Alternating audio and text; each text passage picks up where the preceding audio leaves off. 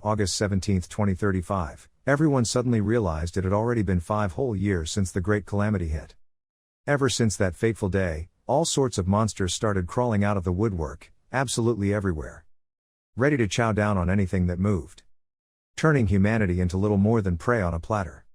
On top of some random building, we spot a young guy camping out.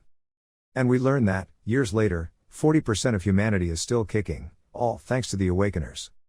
The kid is just chilling, listening to the radio and fiddling with his phone to kill time. Completely ignoring the awakeners, the radio host was blabbering on about how humanity's survival was all thanks to some super tough reinforced alloy walls.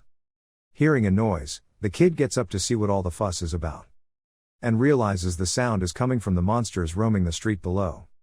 With just a quick glance, he figures there are 6 C rank, above average monsters and only 1 A rank. Just like Jishiel said it would be. Grabbing his binoculars, the young man tries to get a better look. And spots a nearby empty parking lot. Musing to himself, he says the main event is about to begin. Suddenly, bolts of yellow lightning appear right where he was looking. With a smile, the boy declares that this is what you call a surprise gate. Amidst the yellow flashes, a portal starts to open. Still watching, the kid comments that he was told people usually pop out of these things. And speak of the devil, a man appears, jumping right out of the glowing rift. And sticks a perfect landing a moment later.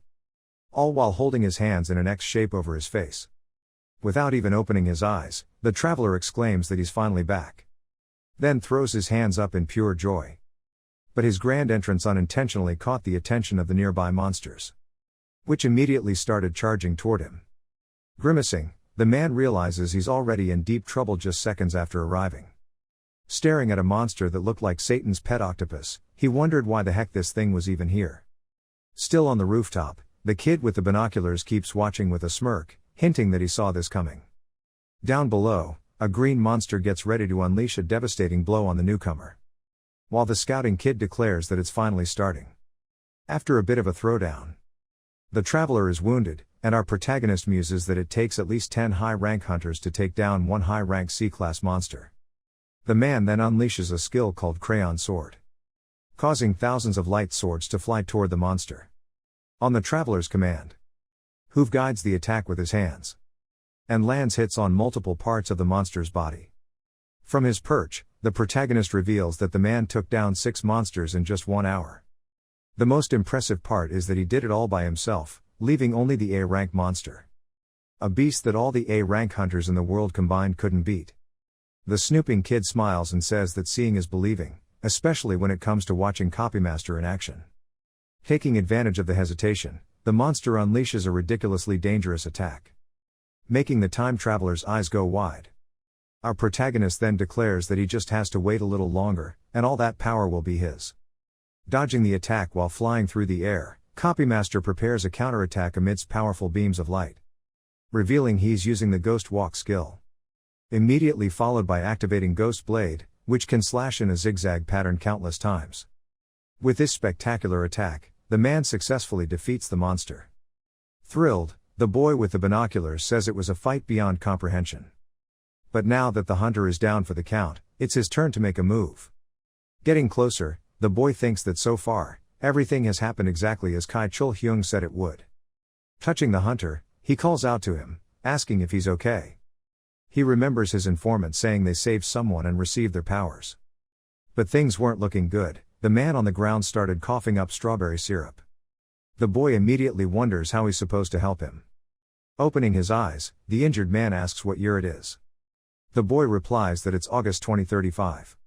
Hearing this, the man starts to push himself up, saying that he was in that other place for 30 years, while only 5 years had passed here. Worried, our protagonist tells him not to move so much and to lie down, but the man says it's already too late. With a poker face, the boy thinks to himself that he already knew this man wasn't going to make it through the day. Full of regret, the traveler says he shouldn't have used most of his power to open the gate. Silent, the boy just puts on a sad face. Knowing his fate, the hunter then reveals he has a favor to ask, saying he wants the boy to find his family and take care of them if they're still alive. With a sad look, he hands a photo to his helper. Breaking into a cold sweat, the boy says that he's not exactly in a position to take care of anyone. But the man says he's not asking for a freebie and will therefore give him his powers. He just needs his name to start the transfer process. We find out that in this post-apocalyptic world, our protagonist's life has always had two familiar themes. We're transported to one of them, where the boy is lying injured on the ground. In front of him, a man in armor says he's finally met Choi Jun-hyuk. All this was happening back in June 2058. Sneering, the blonde guy tells him to stop squirming like an eel. We see that the unfortunate boy has a nasty wound in his abdomen. Looking ahead, he says it looks like he's not getting out of this one and asks who tipped the guy off to his location. With a wicked laugh, the villain says it was Jinsu, who he cut a deal with for $1 million and a promise not to hunt him. This information makes Hook furious, and he curses the traitor. Grabbing his sword, the man says that now that he has the answer he needed, he can finish what he started. Suddenly, our hero realizes those words sound very familiar. And holding up a glowing stone, he declares that it's thanks to this item he figured out how to turn his life around. Snatching the item, the villain has no reaction. The boy then says that this is the stone of regression. His eyes wide, the man realizes what's about to happen and orders his lackeys to stop the boy. But it's too late, and a powerful light starts to flash. With a smile, our boy says his goodbyes, declaring that he's going to find Jonathan Curtis in the past. As he travels, all he hopes for is to go back at least to the time when his siblings were still alive. Everything goes smoothly, and we find ourselves back in the present, where he's gone back 23 years to a time when the world was on the brink of collapse. And he's introducing himself to the time traveler who promised to pass on his powers. The two shake hands to begin the transfer process. Hook thought to himself, this time, things will be different. A strong wind begins to whip up. And a system asks the man who once held the power if he wants his body to disappear afterward. Considering himself already a dead man, he confirms the action. While our protagonist receives all his abilities. As the percentage reaches 20%, the man on the ground tells the boy not to let his guard down. Because even though the process is underway, if anything goes wrong, the whole thing could be cancelled. Suddenly, a giant creature appears behind our boy, putting him in a very tight spot. Cackling, the hunter says life is a real piece of work. Seeing that the monster was the very same one he thought he'd already sent to the grave. The barely breathing Park Kong-ho wheezes that in fairy tales, you're supposed to go home and live happily ever after. Then he warns the kid that he's about to let go of his power, so he needs to scram, like, yesterday. Because, tough luck, there was nothing else he could do about it now. When life's a total mess, you just gotta roll with the punches. His final advice was for Hook to play his cards right and just survive. To his utter shock, the boy grabs an iron bar, declaring he isn't crazy. He's just sick and tired of always running away. With a look of pure determination, he faces off against the hulking monster. But it doesn't even bother to take a swing at him. It turns its back, casually strolls away, and leaves him standing there completely stunned. Breathing a sigh of relief, he drops the pipe and says, "Man, I thought I was gonna have a heart attack." The hunter tells him he's one lucky duck, but the boy says it's all thanks to him. Because if the monster hadn't already been beaten to a pulp by him. But before Hook can finish his sentence, he sees the man's body starting to fade away and totally freaks out. It's nothing, the man says, telling the boy he'd better keep his promise to find his family, or he'll come back and haunt him till he's old and gray. The transfer ends and a notification pops up, warning that the user's body isn't up to code to receive the system and will need to be demolished and rebuilt through an awakening. Pouring a bucket of ice water on his excitement, the final warning states that the demolition and rebuilding process might get a little intense. Immediately, Hook hears a loud crack from his neck. And realizes that even though he's trying to tough it out, this pain is the real deal. His entire body contorts and he screams that it feels like his bones are being crushed into powder and his skin is being ripped to shreds. Unable to hold it in any longer, the boy looks up to the heavens and lets out a blood-curdling scream.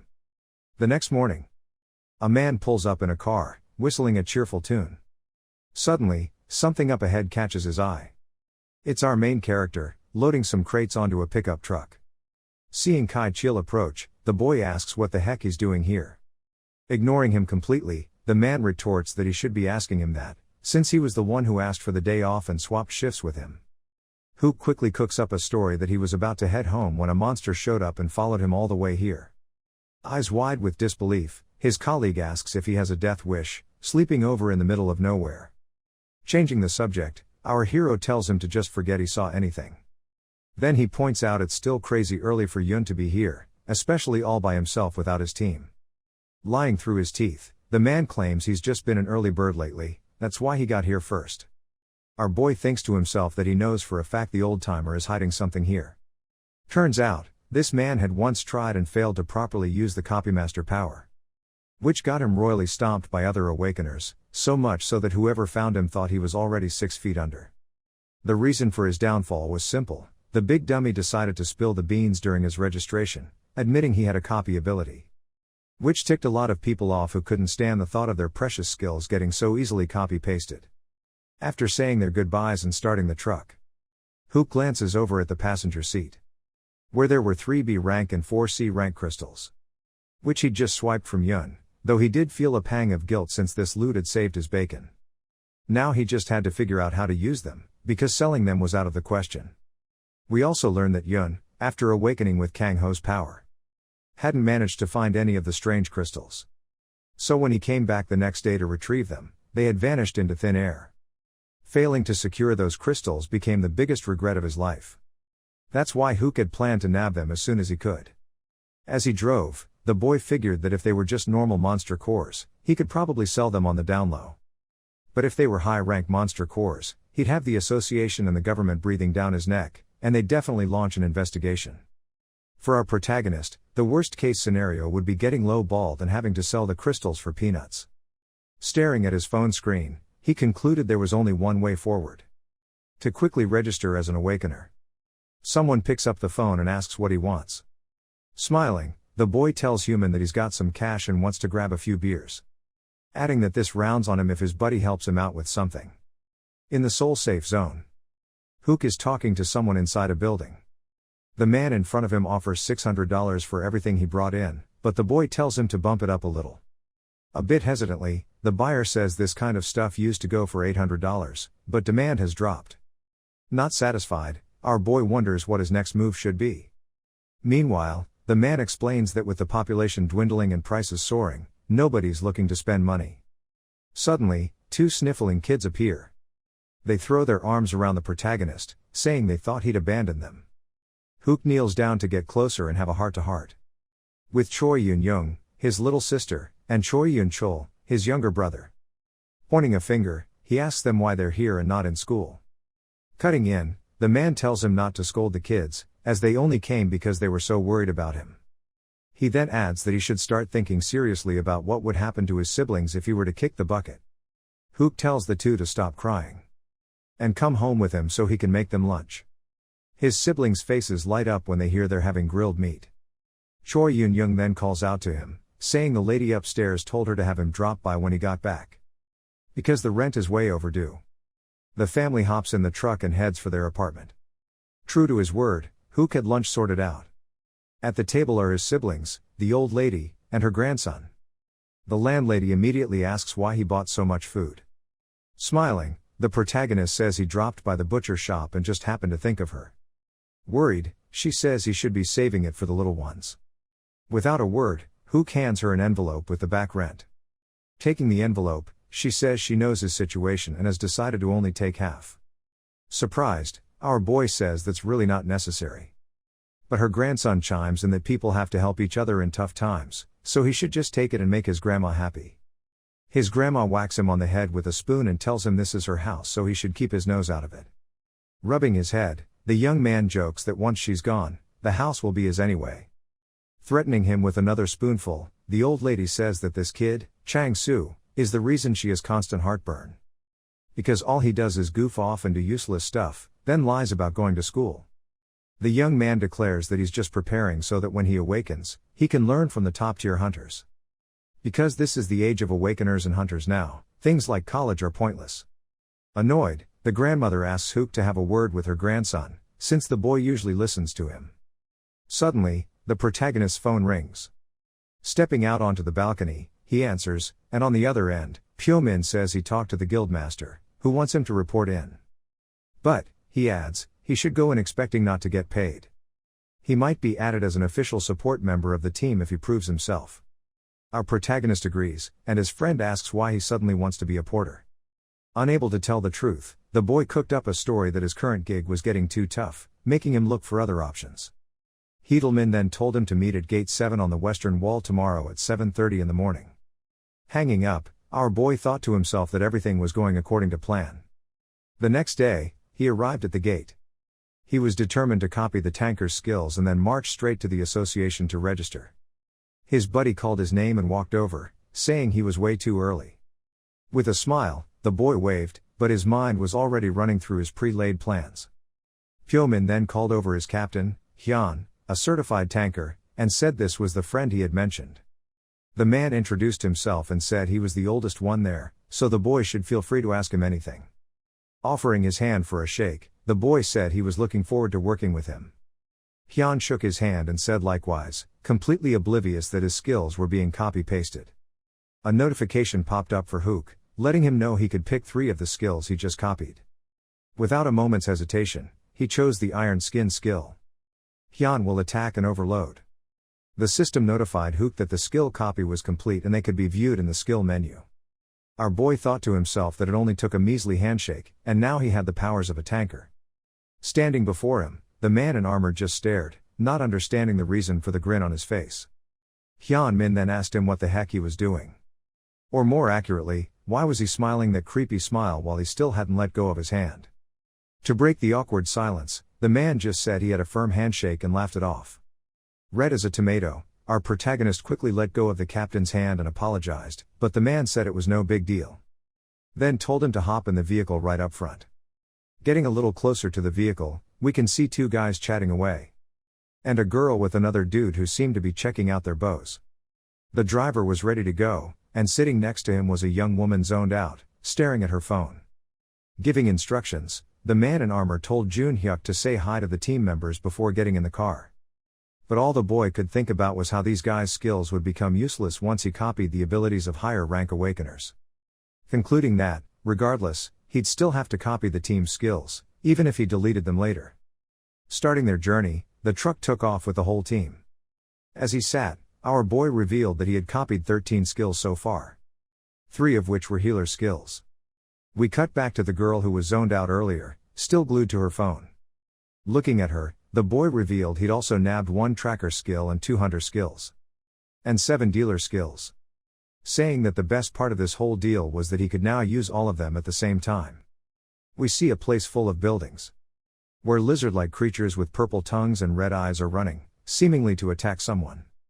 It's Hyun, who's using his shield, asking the monster where it thinks it's going.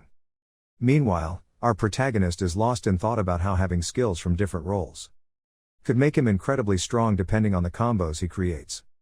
Lee Dong-yop joined the fray on the captain's orders and quickly fired his bow and arrow, hitting 1 monster square in 3 different spots. The captain then ordered Yejin to end the fight quickly. Perched on top of one of the buildings, the girl said she understood. She then fired an arrow at lightning speed, hitting the monster right in the eye. The creature collapsed and Hyun praised everyone for a job well done, announcing that there were only 2 enemies left. In the background, just observing, Jung Hyuk wondered if he should try registering just for the fun of it. Concluding that it was better to do it when the hunt was over, since there was no need to complicate things.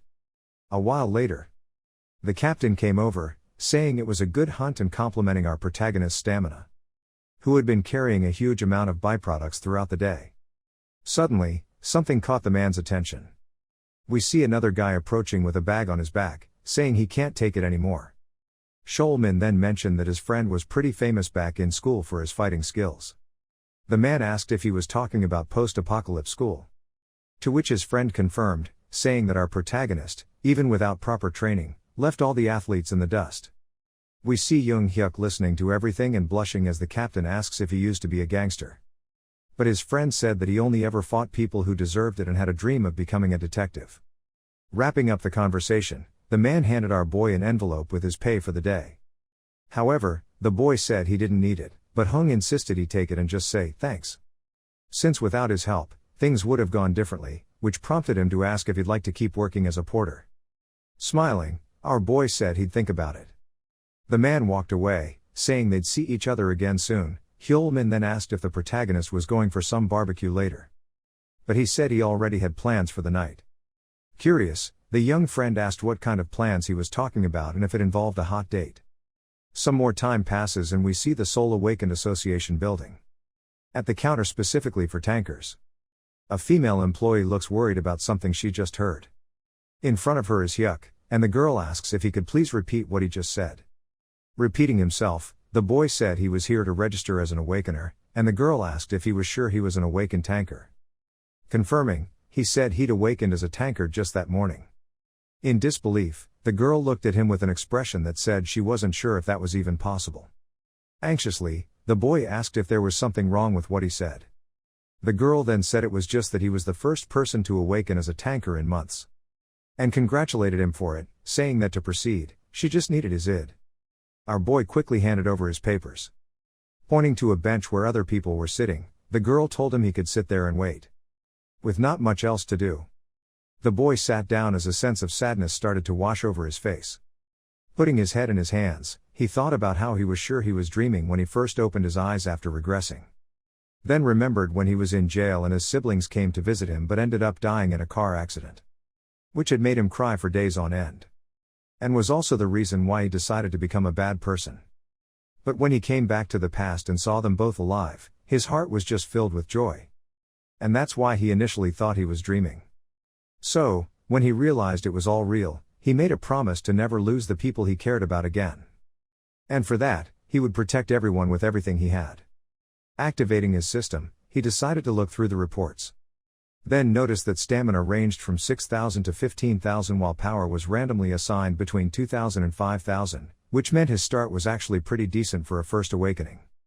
Suddenly, a notification appeared saying that core generation was in progress. Which left him confused. Even without knowing what it was, Hyuk decided to wait for the process to finish to find out. Suddenly, someone approached him and called his name. He turns his head to see who it is.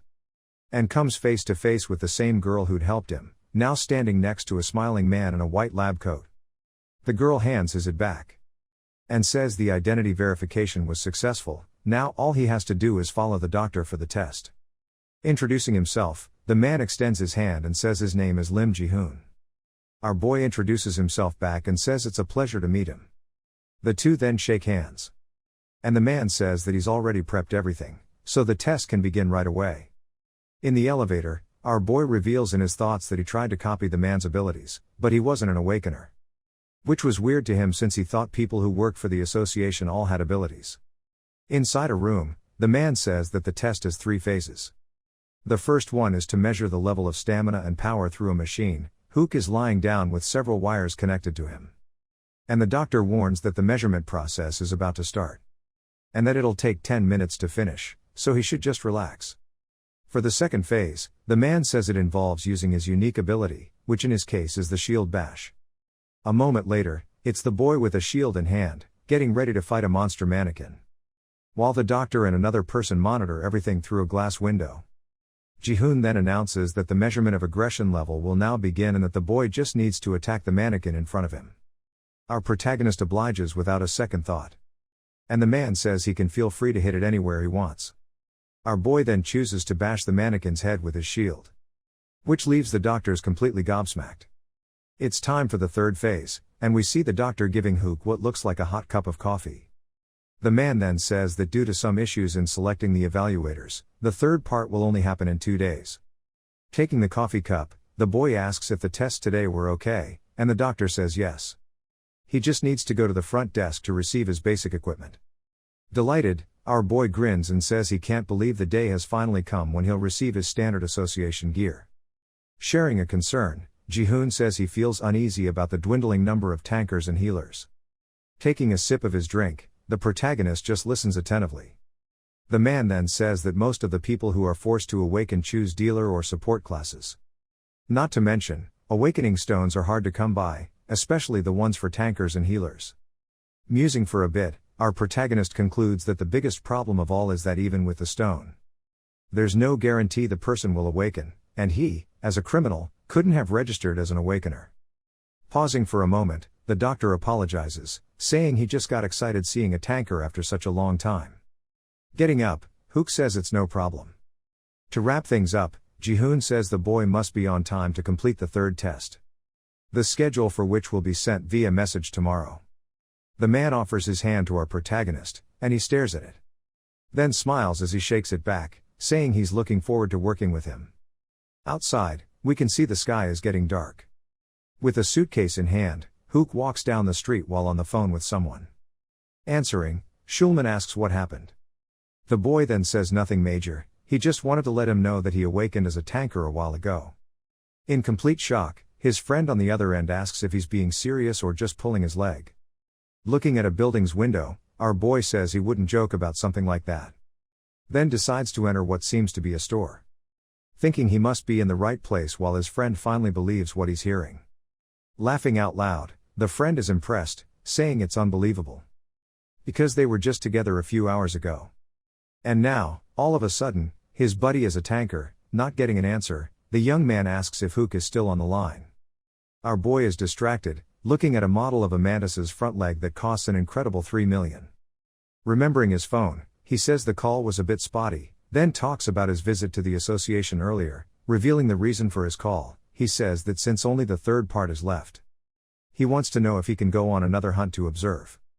His friend then asks why, if he already saw how things worked. Replying, the boy says that he was too focused on being a porter to notice all the steps John took. Suddenly, finding something, our boy rejoices. Still on the line, John says he'll ask the captain again and get back to him with an answer. The boy thanks him and grabs the item, telling the shopkeeper he wants the bracelet along with an Exeter solution. To himself, he says that if he's not mistaken, it's the holy relic used by Jaden Russell, who was ranked third among the villains. This happened before his regression, when he was in the 8th position on the ranking board. And ended up going for drinks with the man who explained to him the method to get the bracelet and the main potions. Saying nothing, the shopkeeper just stares at him coldly. Still thinking about the 30% effectiveness boost for all the abilities he would get with this item, the boy also stays silent. Breaking the silence, he then asks why the man is looking at him like that. Apologizing for the intrusion, the shopkeeper asks if the boy registered as an awakener a while ago. Our boy says yes, and out of nowhere, the man raises his fist as if he's about to punch him in the face. But catching him by surprise, he stops his hand right in front of his face. Saying that he knew he was right, smiling, the man says that he's also an awakener and his ability is teleportation. Breathing a sigh of relief, our protagonist doesn't show much of a reaction while thinking about how his heart was pounding, thinking he was about to get decked. Putting his fist out for a fist bump, he tells himself that in this case, he might as well copy that ability too. Another man appears and introduces himself as Juan Mansu, an awakener with spatial manipulation abilities. Saying it's a pleasure to meet him, Hook thinks that this is yet another ability he'd love to have. The first shopkeeper then says he overheard the boy's phone conversation and asks if he's really a tanker. Next to him, the other man says that having that ability makes him almost a noble in the world of awakeners. Our boy then says he didn't expect to meet awakeners like them here and asks if this is a side gig. But the two men deny it, saying that working at the store is actually their main job. Explaining, the shopkeeper with the slightly longer hair says that with so many people awakening with support abilities, it's become hard to find a job. The other man says that to make a living, he decided to become the owner of a store that sells antiques and awakener supplies. He then hands over the Exeter solution the boy asked for and says that both items will cost 300,000 karmo. Hook smiles while thinking that he now has all the materials he needs. The bracelet, the solution, the high-grade crystals back home, and his strawberry syrup will bind him to all the items. Arriving home, he looks at the bracelet, now glowing with purple hues, and concludes that he did it. Putting the accessory on his wrist, the boy reveals that its name is Twilight. Suddenly, a notification appears announcing that the 30th of 101 holy relics created by the original Master System has been activated. And that the Twilight bracelet is now registered as a combination holy relic in the system and can be viewed with the other registered holy relics. We also discover that because the accessory was registered by a user of the original system, it's been completely unlocked. A little confused, Hook wonders what the information about 101 holy relics means. His phone rings, pulling him out of his thoughts. Looking at the device, he says it startled him. On the other end of the line is Chillman, who says he told him about him. But the man said there's no way he could have awakened as a tanker. And for that reason, he'll only believe it if he sees it with his own eyes. Our boy laughs and says he thought he was getting rejected. His friend laughs too and tells him he can relax. Out of nowhere, the spatial manipulation ability our boy copied activates and a portal opens. Despite his fear, he starts to put his hand through it while Chillman tells him not to be late tomorrow. Grabbing his suitcase, the boy says he'll be there right on time. And see you tomorrow. The next day, we see the whole team already gathered in front of Gate 7 as arranged. Someone yells out a greeting, leaving the group standing there completely dumbfounded. It's Hook, decked out in his association-issued gear, shield at the ready. Chillman, his jaw still on the floor, comments on the getup the boy is wearing. And Hook chimes in, confirming that he's officially become a full-fledged tanker. Just as shocked, the man asks how in the world that could happen in just one day. Embarrassed and completely bluffing, our protagonist says he awakened on his way home. The captain then says that's truly impressive, since the rate of natural awakenings has dropped dramatically. Agreeing, the boy says that tomorrow he'll be taking his final ability test and wants to know if he can help him out. The man replies that he's not sure he can actually teach him anything. But he has a piece of advice for him as someone who's been in the game longer. Strapping on his shield, he asks if the young man knows why he always carries it with him. He then declares that it's not because he awakened as a tanker, but because he chose to become one. Because when facing monsters, there always comes a time when the body gets exhausted, so the boy must always remember that what will help him recover won't be his skills or stats, but the determination he has. After receiving the advice, the group heads into the battlefield.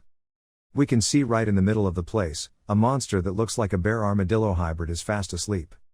Hidden from view, the captain asks Hook if he has identified the type of prey and its location. The young man says yes, and that it's a true decker. Keelman says that in that case, they can begin. He then orders Jang Dae-jin to recheck the monster's location. Without a second thought, the young man begins to draw a map. Looking at the map, the captain informs everyone about the type of monster, saying that they are true deckers, monsters with low attack power and slow movement. But their defense is as high as an E-rank monster. Worried, Keelman says he doesn't know if they have enough power. One of his teammates then says that he's already feeling exhausted before they even start. Another young man, also concerned, says he's afraid the monster will come for him. Rallying the troops, the captain re-emphasizes the prey's slowness and says that his team is one of the best veteran teams he knows. Coming closer, the long-haired girl jokes that in this case, it looks like it'll be a lazy day for her as a healer. Yun then asks Jeek-il if all the traps are ready, and the young man says yes. Grabbing his shield, he asks Shuman and Dong Yop to follow him, Hesu and Hook are to stay in their current positions. Our protagonist says he understands the order. As he watches part of the team move away, he thinks that something here seems odd. Because he was certain that the reason his friend's team got wiped out in the past was due to the appearance of another monster.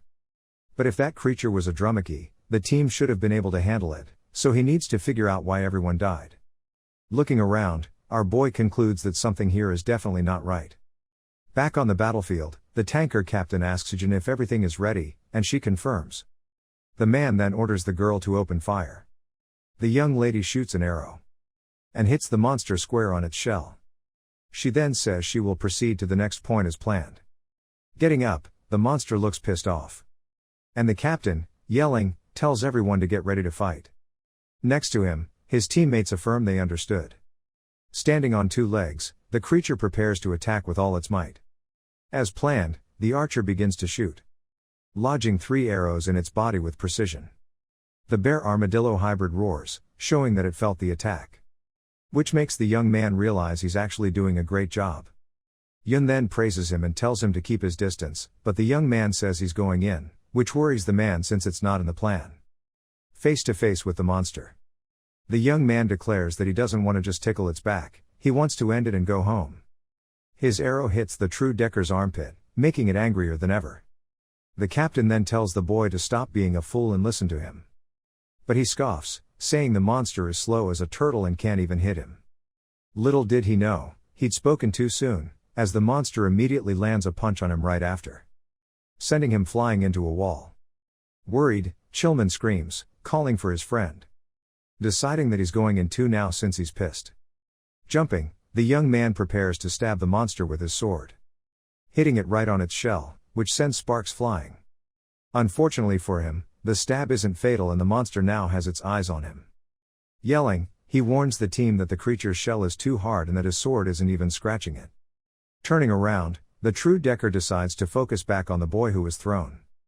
About to be done for, the boy tries to shield himself from the creature's sharp claws. But Yun steps in front to save him, attacking the enemy with all his might with his shield. With just this blow, the monster seemed to go back to sleep. But it woke up and got on its feet in a blink. Yelling, the captain tells Chilman to get ready for close combat while Yi Jae and Dong Yuk attack from a distance. He then starts to activate his skill, creating blue waves that appear everywhere. Unfazed, the creature keeps growling, but the man confidently declares that he'll finish it now in aggression mode. Using its claws, the true Decker tries to punch the man, but only hits his shield. Suddenly, an arrow flies by and catches its attention. And the archer tells Yijin that it's time. From above, the girl begins to shoot non-stop, hitting the monster's face successfully. Provoked, the creature decides to change its strategy.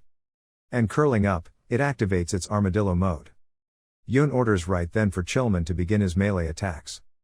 Behind the monster, the young man obliges immediately, and charges to attack from the back while his captain attacks from the front. Hitting the creature, the tanker orders everyone to maintain basic attacks until his next command. His friend, also attacking, says that just looking at the monster's back is making him tired. Our boy is on the battlefield, watching and hearing everything from afar. Next to him, the healer says that if this works, the hunt will be over right here, then reveals she wishes she could join in. Because true Deckers don't appear that often. Only once or twice a year if someone's lucky. Hook then asks how many times the team has faced one, and the girl says only 3 times in the last 5 months. Smiling, she says the boy seems very eager to learn and he apologizes for asking too many questions. The young lady hands him a device and says it might help him. Called the Jeremy M7, the measuring device was developed by Jeremy Corp and it's for him to observe and absorb everything he needs for his test tomorrow. Placing the device's lens on his eye, our boy realizes that he can now analyze interesting stats. The young lady then says that for reference, a true Decker has 30,000 health and its shield has 150,000. Which is pretty impressive for a monster. Hook realizes that breaking the monster's shell would take forever. Suddenly, Hyuk then yells out and says that they have a problem. Because the life signals of 4 team members on the other side had completely vanished from the map. Hook asks if he's saying that those members have been wiped out. Worried, our protagonist asks if that information is accurate. In the distance, we can see one of the structures has started to shake, causing massive cracks in the wall. A giant hole opens up with a loud crash. And everyone realizes it's a creature called a mantis, a giant praying mantis with claws covered in strawberry syrup. Seeing the creature approaching, our boy says that the situation is anything but good. Still in battle, the captain desperately asks how long until the monster reaches them. Sweating bullets, the blonde-haired guy says 2 minutes at most, maybe less. Yelling, the man orders Hyuk and Haiso to get out of the area, stat, and find cover. Our protagonist finally understands why he felt so uneasy when he heard the order. Taking action, he grabs the healer girl's hand, saying that they need to get out of here, and fast. Panicked, the girl says she understands. But realizing the boy is heading toward Hyuk, she asks where he's going. In response, he says that since the distance is too close, getting out of there is practically impossible. The captain sees them approaching and asks why the boy isn't retreating as ordered. With his shield in hand, he says that it's not an option because the monster is too fast, not to mention the true Decker is still around. So, if the 2 monsters team up, things will get very ugly. And it would definitely be a total wipe. Arriving with badass glowing eyes, the mantis gets ready to attack with everything it's got. Face to face with the monster, our boy says that in this case, all they can do is hold out for as long as they possibly can. Desperate, Hyuk asks if the young man has lost his mind, since it seems he thinks all awakened tankers are the same, forgetting that he's just a newbie. While they argue, the monster keeps growling in front of them. The captain then says that if a total newbie with no virtual combat experience recklessly attacks a mantis, his explanation is cut short by the mantis, which has grown tired of waiting and makes its move. With no other choice, Hyuk tries to defend himself with his shield, while replying that either way, once he gets his registration card, he'll be in real combat. Which means tankers need to succeed no matter what, even as newbies. Quickly, our boy starts running while the mantis keeps hammering on his shield. Jumping, the boy decides to counter and attacks the monster's head, leaving the others shocked by his determination. Hyuk then says he's a fool because this isn't a simple test, but a real battle that could cost him his life. Unfazed, our protagonist says he knows that, but it's time for them to worry about something else. Which is the true Decker right behind them, because if it's not stopped, everyone there will be wiped out in an instant. The bear armadillo monster attacks the two young men without mercy. Hyuk puts his shield out in front to avoid a direct hit, and asks young Hyuk to join the protagonist to buy some time as a dealer. Obeying immediately, the other young man joins our boy. Holding his shield with all his might, the captain tells Chilman to stay and help him with that monster. Suddenly, the creature makes a surprise move that sends the man flying. On the ground, he tells Ji-Chil to use a binding trap on the true Decker, stat. Without hesitation, the boy does as requested. The trap starts spinning toward the monster at high speed, shackling its legs with chains once it gets close enough. Yelling, the boy says it will last for 5 minutes. While getting up, the captain thinks that with the monster in front and the mantis behind, the only escape route is blocked, which makes the situation desperate. With all his might, Hyuk uses his shield to attack and defend himself, along with the other boy firing an arrow every 5 seconds. But the strikes weren't doing a thing against the giant mantis. Unable to give up, our boy attacks the creature once again, which makes it look at him with its piercing red eyes. Suddenly, something embeds itself right in its head, surprising even our boy. From the rooftop, the archer praises Siu Yi Jin for the attack, but the girl says now is not the time for compliments. The mantis quickly figures out where the hit came from, and with determination, it starts to back away toward the girl. Hyuk yells out and tells the young lady to get out of there immediately. But she realizes it might already be too late, because the mantis's leg is already at her window. The young woman is hit directly, and the blow causes numerous injuries. Down below, the archer screams her name in desperation, while continuing to fire arrows, hoping to draw the monster's attention. Unsuccessful, he fears that all is now lost. Worried, the healer next to the protagonist asks what she should do. Looking at his bracelet, our boy concludes that he was too careless, forgetting that he wouldn't get stronger overnight. On top of thinking that using the shield bash twice would keep his holy relic activated. Glancing through his system, he decides to check his options to prevent Yi Jin from being a goner. Looking at the different info on the screen, he thinks that maybe he should use his skills to increase the bracelet's effectiveness to 50%, which would be a pretty risky play. With no other choice, the boy decides to do it even if it costs him dearly. Waves of blue light start to emanate around his body, reaching the broken window where the mantis is about to enter and finish off the girl, who is on the ground, injured, and unable to escape. While Hyuk hopes with all his might that his action will draw the monster back. Next to him, the young healer realizes she needs to do something, because she couldn't bear to see her friend die without even trying to help. She runs off, leaving our boy alone. With nothing else to do, he looks ahead and realizes that his strategy has worked. The captain tells Yi Jin to leave the area, but Hyuk says the young woman will be fine. Hyuk asks how he can say such a thing, and our boy replies that he managed to make the monster leave her. In disbelief, the man asks what the boy is talking about. But he doesn't even answer as he's already lunging at the mantis.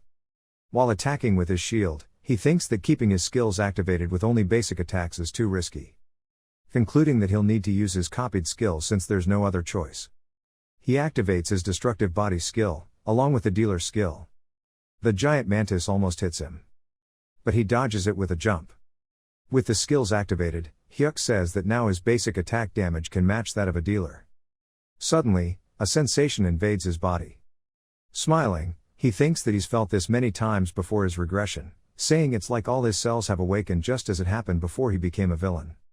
And that it was this exact feeling that allowed him to rank 8th among the villains. The name for this feeling is supercognition. Our boy goes back on the attack, now with his old senses fully activated. Thanks to his power, the mantis's leg began to fracture. Inside the building, Yi Jin finally managed to get up. But when she tried to use her weapon, she ended up dropping its main part, the arrow, because of the gruesome wound on her hand, which was making her lose a ton of strawberry syrup and draining all her strength. Suddenly, Hesu appeared, surprising her. Using her powers, she started to heal her friend while asking her not to scream because it would break her concentration. The archer then said she should be helping Huck instead of patching her up. But her friend told her the kid would be fine and that she couldn't do a thing while he was still at full health. Looking out the window, she said that Huck was nuts and looked just like the captain since he hadn't taken a single hit. We cut back to our boy on the attack, showing just how strong he was. While Chilman and Yun continued their fight with the true Decker. The monster roared in anger, but the captain declared that its shield wouldn't last much longer. So, the boy shouldn't waste time with basic attacks, but instead amplify his skills before the trap expired. And just do it, don't worry about him. The monster, almost free, got ready to attack the man. Shielding himself, he said that this was the very attack he had been waiting for. Just before the hit connected, Yun started running to attack first while someone warned that the trap would only last another 10 seconds. Yelling, the man told Chilman that it was time. Understanding the message, the young man took out his weapon. Then activated the fatal blow attack on his panel. We can see his blue, zigzagging beams of light erupting from the monster's body, all while the young man prays for it to just blow up.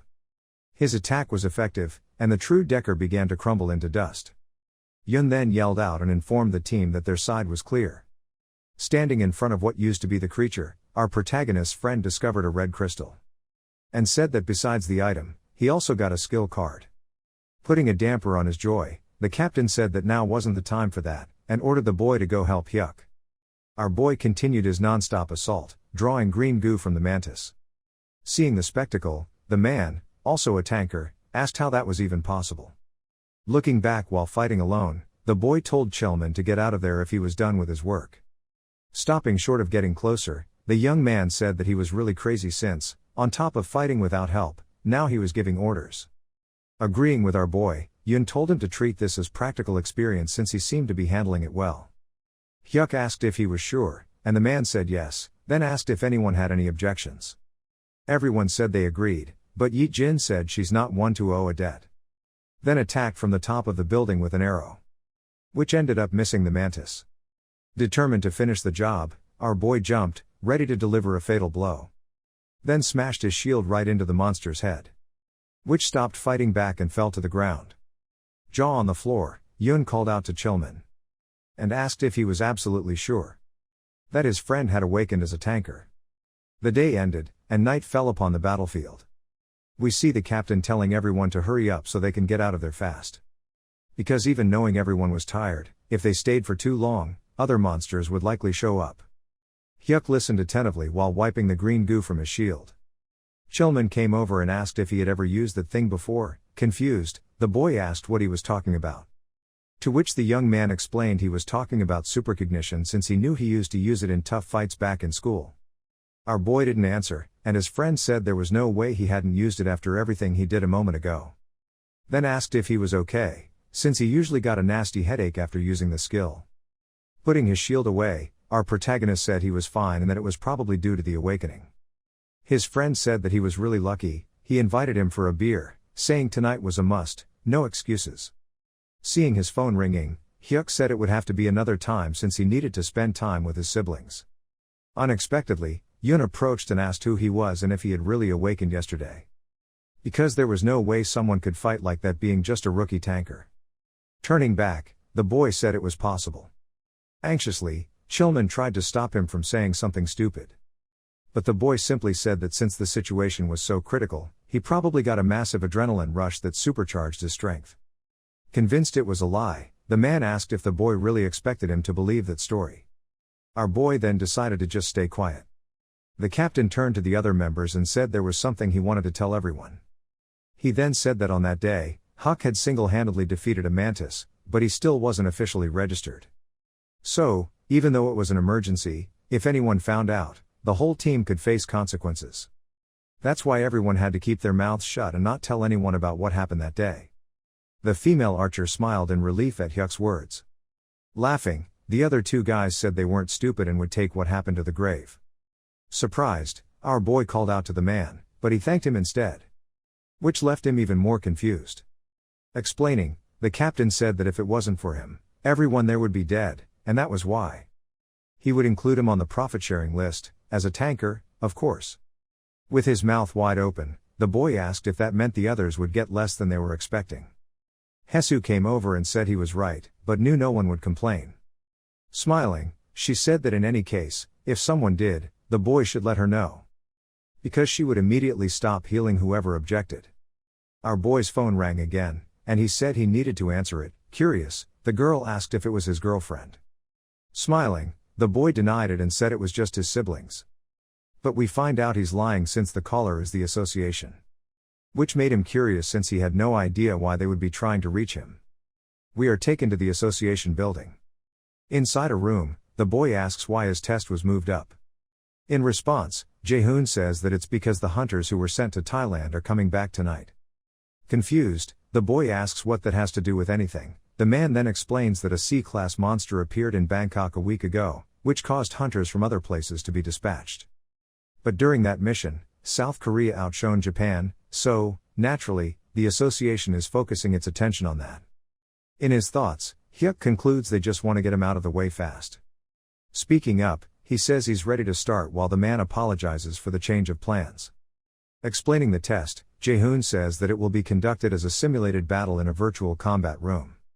Suddenly, a monster starts to be created in front of the boy, and he recognizes it as being similar to the simulation room from before his regression. Interrupting his thoughts, the doctor warns that the monster he will be facing is an F-class Xeris, and that the test will last for an hour, so, the longer he lasts, the more points he will earn. Looking back, the man asks the others if everything is ready. In a room with him are Hyung, a guy with glasses, and a woman with long hair. The three of them will be the judges for the test. Nodding, the tanker confirms that everyone is ready and the test can begin. Speaking again to the protagonist, Jae-hoon announces that the test has begun.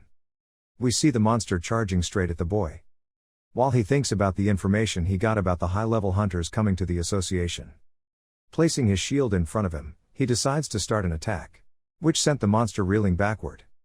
Thinking back, Huck concluded that he had to seize this opportunity to copy the skills of one of the arriving hunters. While the monster was now laughing at him. Laughing back, the boy thought to himself that if he played his part right, he'd definitely pull this off. But for now, he had to focus on the test. Thinking about his supercognition, he affirmed that using just that would be enough to pass. But with the average hunting time for that monster being 4 hours, if his stats in the third phase of the test were better than in the second, he would definitely be put on the association's watch list. Sticking to his textbook perfect moves. His best bet was to just run down the clock, not doing too much or too little, just enough to stay off their radar. 3 hours later, Jae-hoon realized that the boy had only used a single move, which was a far cry from what he had expected based on the confidence he showed before the test began. He looked over at the judges, who were still watching, clearly impressed. Smiling, Hyung declared that he was witnessing the birth of a super rookie after a very long time. The woman joined the conversation and said that the boy's aggression level was quite stable. The guy with the glasses then said that the most amazing thing was how the young man dodged attacks with minimal movement. Catching the attention of the other two judges, the woman said she needed to use the restroom, but would be right back. Then she left. Hyung said he'd had too much for breakfast and also needed to step out for a bit. Leaving the man in the suit alone with the doctor in the room. Taking off his glasses, the man said that continuing the test really didn't make much sense anymore. Jae-hoon broke into a sweat and asked if he was sure about that. Without another word, the judge picked up his phone and said he'd be stepping out for a moment as well. Outside, we see the woman also on a call talking about Huck. Hyung was also chatting away on his phone about how incredible the kid was. He then asked the person on the other end if they remembered that textbook perfect moves are actually the hardest ones to pull off. The man with the glasses was also informing someone that our protagonist was extremely good.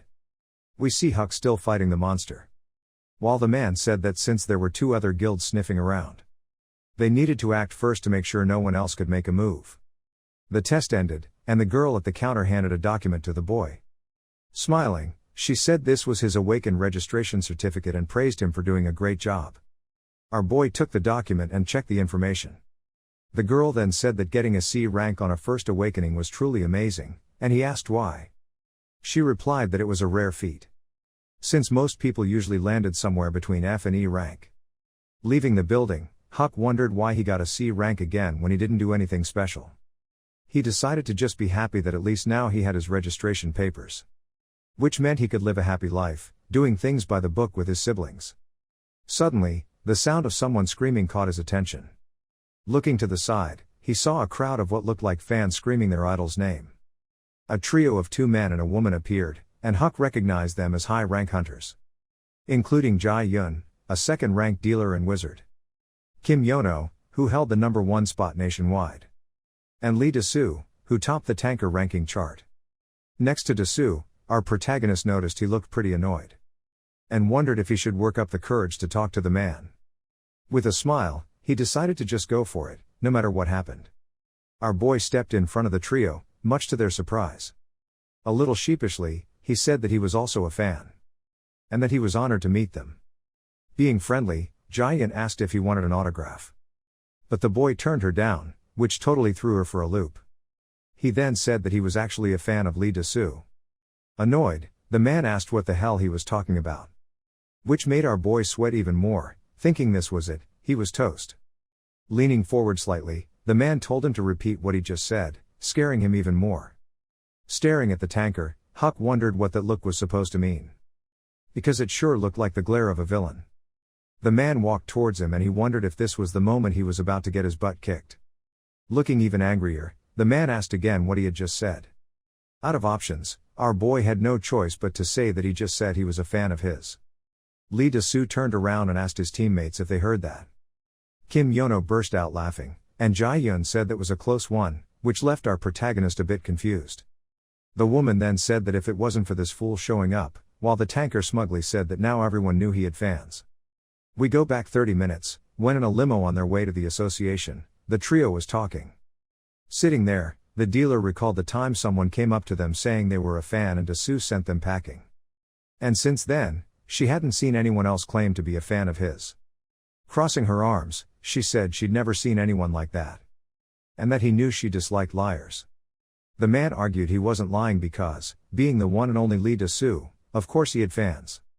But one of them said that if someone claimed to be his fan when they got to the association, she'd do something he really wanted, but if not, he'd have to do her a favor. Curious, Dasu asked what kind of favor she needed.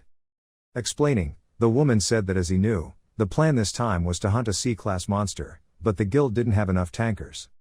So, if he lost the bet, he would have to be the main tanker for just one time. But completely for free, without getting a single dime. We're back in the present where the man is smiling, having won the bet. And the loser is frowning unhappily. Dasu asked again if Huck was really his fan. While our boy wondered if he should just make a run for it. Unexpectedly, the man held out his hand. Saying he wanted to sign something but didn't have a pen, so a handshake would have to do. Frozen, the boy wondered what the heck was going on here. But decided to put his hand out and shake it back. To copy the man's ability. Dasu then asked what his name was, and the boy introduced himself. Handing him a business card, the man said he could call if he ever needed help.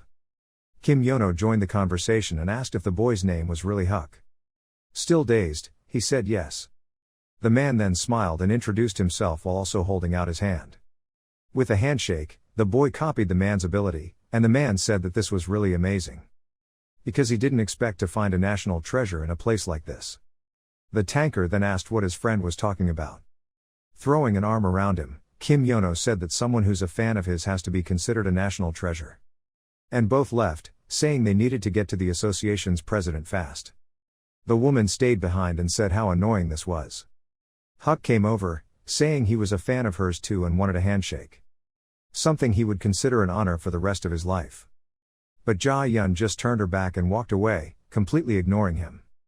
Puzzled, the boy thought her personality was strange since she'd just offered an autograph moments ago. And unable to get the final ability, he decided to leave. Since he had already gotten more than what he needed. Meanwhile in New York, at the American Awakened Association. A man asks the other what they're watching on the computer screen. They were both watching Huck's test, which after 3 hours, had only consumed 3% of his stamina. Curious, the bald man asks where the kid is from, and the blonde man says he's from South Korea. His colleague, Intrude, asks if it's a fake video. But the blonde man denies it, saying they don't even know they're being watched. He picks up the phone, but his friend tells him to wait, saying it's too soon to inform the higher-ups. Paolo then asks Kevin if he knows how many S-rank awakeners there are now. Then answers that only 5 started as C-rank, so all countries are keeping a close eye on this type of awakener. Kevin stays silent and his friend says that if they let this kid go, they might be losing a future A-rank talent. The screen displayed intriguing results that required further investigation. A voice requested a colleague to have a closer look at the images. A building under a beautiful and sunny blue sky could be seen amidst the quiet streets. Calmly, a man went through the gate situated at the top of the building. He got closer to a door and touched the door handle. While going down the stairs, he analyzed his defensive and resistant skill development. According to the system, the common skills provide defense enhancement and considerable damage reduction. Soon after, a scene of ancient ruins under a calm and blue sky could be seen. A terrifying monster appeared ready to eliminate its foe. The warrior was getting ready to use his shield stunning skills. Right away, he activated his shield stun skill, interrupting the rival creature's attack. At that moment, the monster appeared to be feeling the effects of the blow, and its power was being undermined. Noticing that the rival was taking some damage, he yelled, calling for Kim Yoo-ho. Kim Yoo-ho's unique powers did not raise the attacking stats. The system highlighted all the changes, displaying a speed and evasion increase. A compliment was made to the impressive power of the lighting attack. All of a sudden, the warrior executed an aerial attack while the creature tried to fight back. With a quick blow, he was able to launch a guaranteed fatal attack soon after teleporting to the fight. Right at that moment, he had made a cut on the monster's throat. The skill was activated, and his movements had become faster than the light. A smile started to grow on the main character's face, who looked incredibly satisfied. While walking down the stairs, he reflected on the unbelievable situation. The copied powers from Lee Da-soo and Kim Yoo-ho were magnificent, far from what he already had. By combining some of them, it would be possible to face monsters from beginner-level areas. As he entered the apartment, he noticed everything was quiet and peaceful. Nevertheless, he started to suspect that something strange was happening. All of a sudden, he got closer and noticed something on the table. With one hand, he touched the hamburger and realized everything was cold. A thought began to develop in his mind.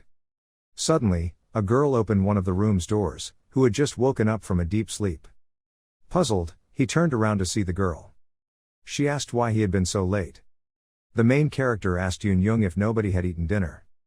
Still groggy, the girl replied that she thought it would be a good idea to wait for him so that everyone could eat together. Realizing the situation, he tried to explain that she should have eaten first. Nevertheless, the girl said she was not hungry, and he asked her why. Her eyes got teary as she told him that she had a nightmare about him being dead, and in addition to that, he was not answering the phone. While she hugged him, she told him she was really scared for not being able to reach him. But the main character was okay and tried to comfort Yoon-young, who seemed to be incredibly worried. Suddenly, another kid appeared, dressed in blue pajamas. He was also completely panicked about his brother's delay.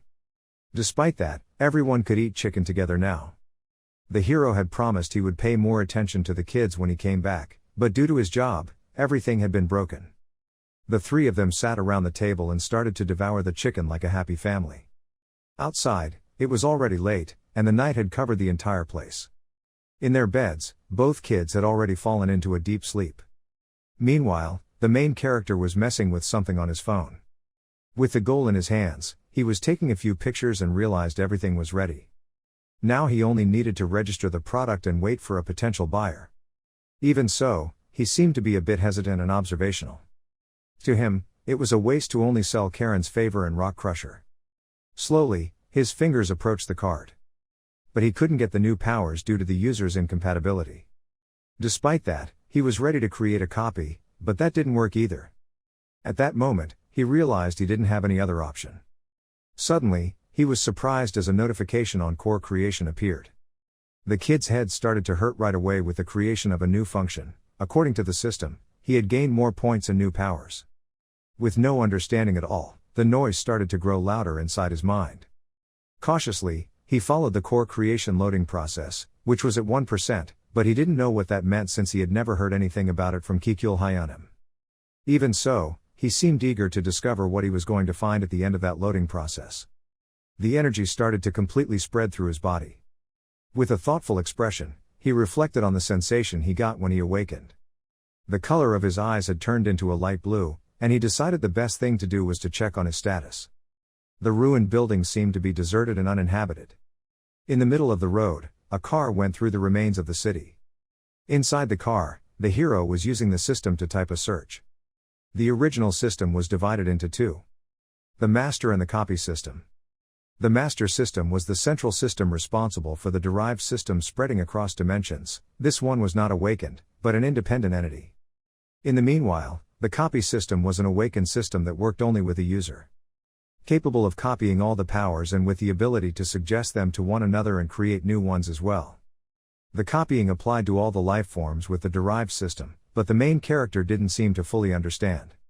While going up some more stairs, he reflected on all that information, thinking that he could copy the powers from the monsters. After a long walk, he had finally reached his destination. To recover his energy, he decided to drink some water.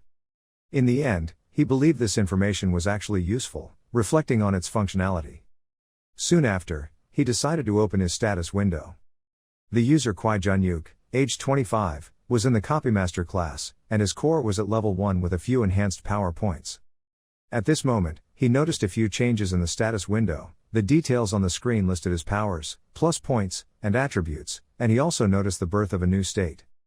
With a smile on his face, Kwai Jun-yuk saw the Twilight Bracelet activate all stars plus 100 from the auction, enhancing his stats. He was pleased with the stats going up and curious to check the core. The charging point was probably the amount that could be charged. In a moment of reflection, he thought the power consumption might mean more than 20,000 could be used. If the bracelet's options were added, he could produce everything with great effectiveness. Still, he knew the most curious thing was the stats being only at level 1. He was hopeful that as the level went up, the stats would also increase. All of a sudden, he heard a strange sound coming from the lower part of the building. His feet rapidly moved toward the building's edge. At that moment, he noticed something unusual and tried to draw attention to himself. Wandering through the streets of the destroyed city was a powerful monster. Without wasting any time, he opened up the city map to observe every nook and cranny. As expected, there was no one living in the surrounding area, making it perfect for the test. In the meanwhile, the creature's expression displayed all of its dissatisfaction. Kwai Jun-yuk wasted no time and ran toward the parking lot for a better look. Apparently, his foe did not have eyes but seemed to be extremely powerful. Standing still, the boy waited for the best opportunity to start the fight. The color of his eyes had changed and he activated his power weapon. According to the system, you could choose the type of weapon to use, such as a spear, sword, or dagger. The creature had already run out of patience and started screaming. Its feet started to move in the main character's direction. The best thing to do was to summon a longbow to fight against that mighty enemy. All of a sudden, the weapon began to form in his hands. At that moment, the main character started to understand why Park Gang-ho was so powerful. But there was no time for pensive thoughts because his rival was charging with all of its strength. Choi Jun-yuk prepared the bow and went into an attacking position.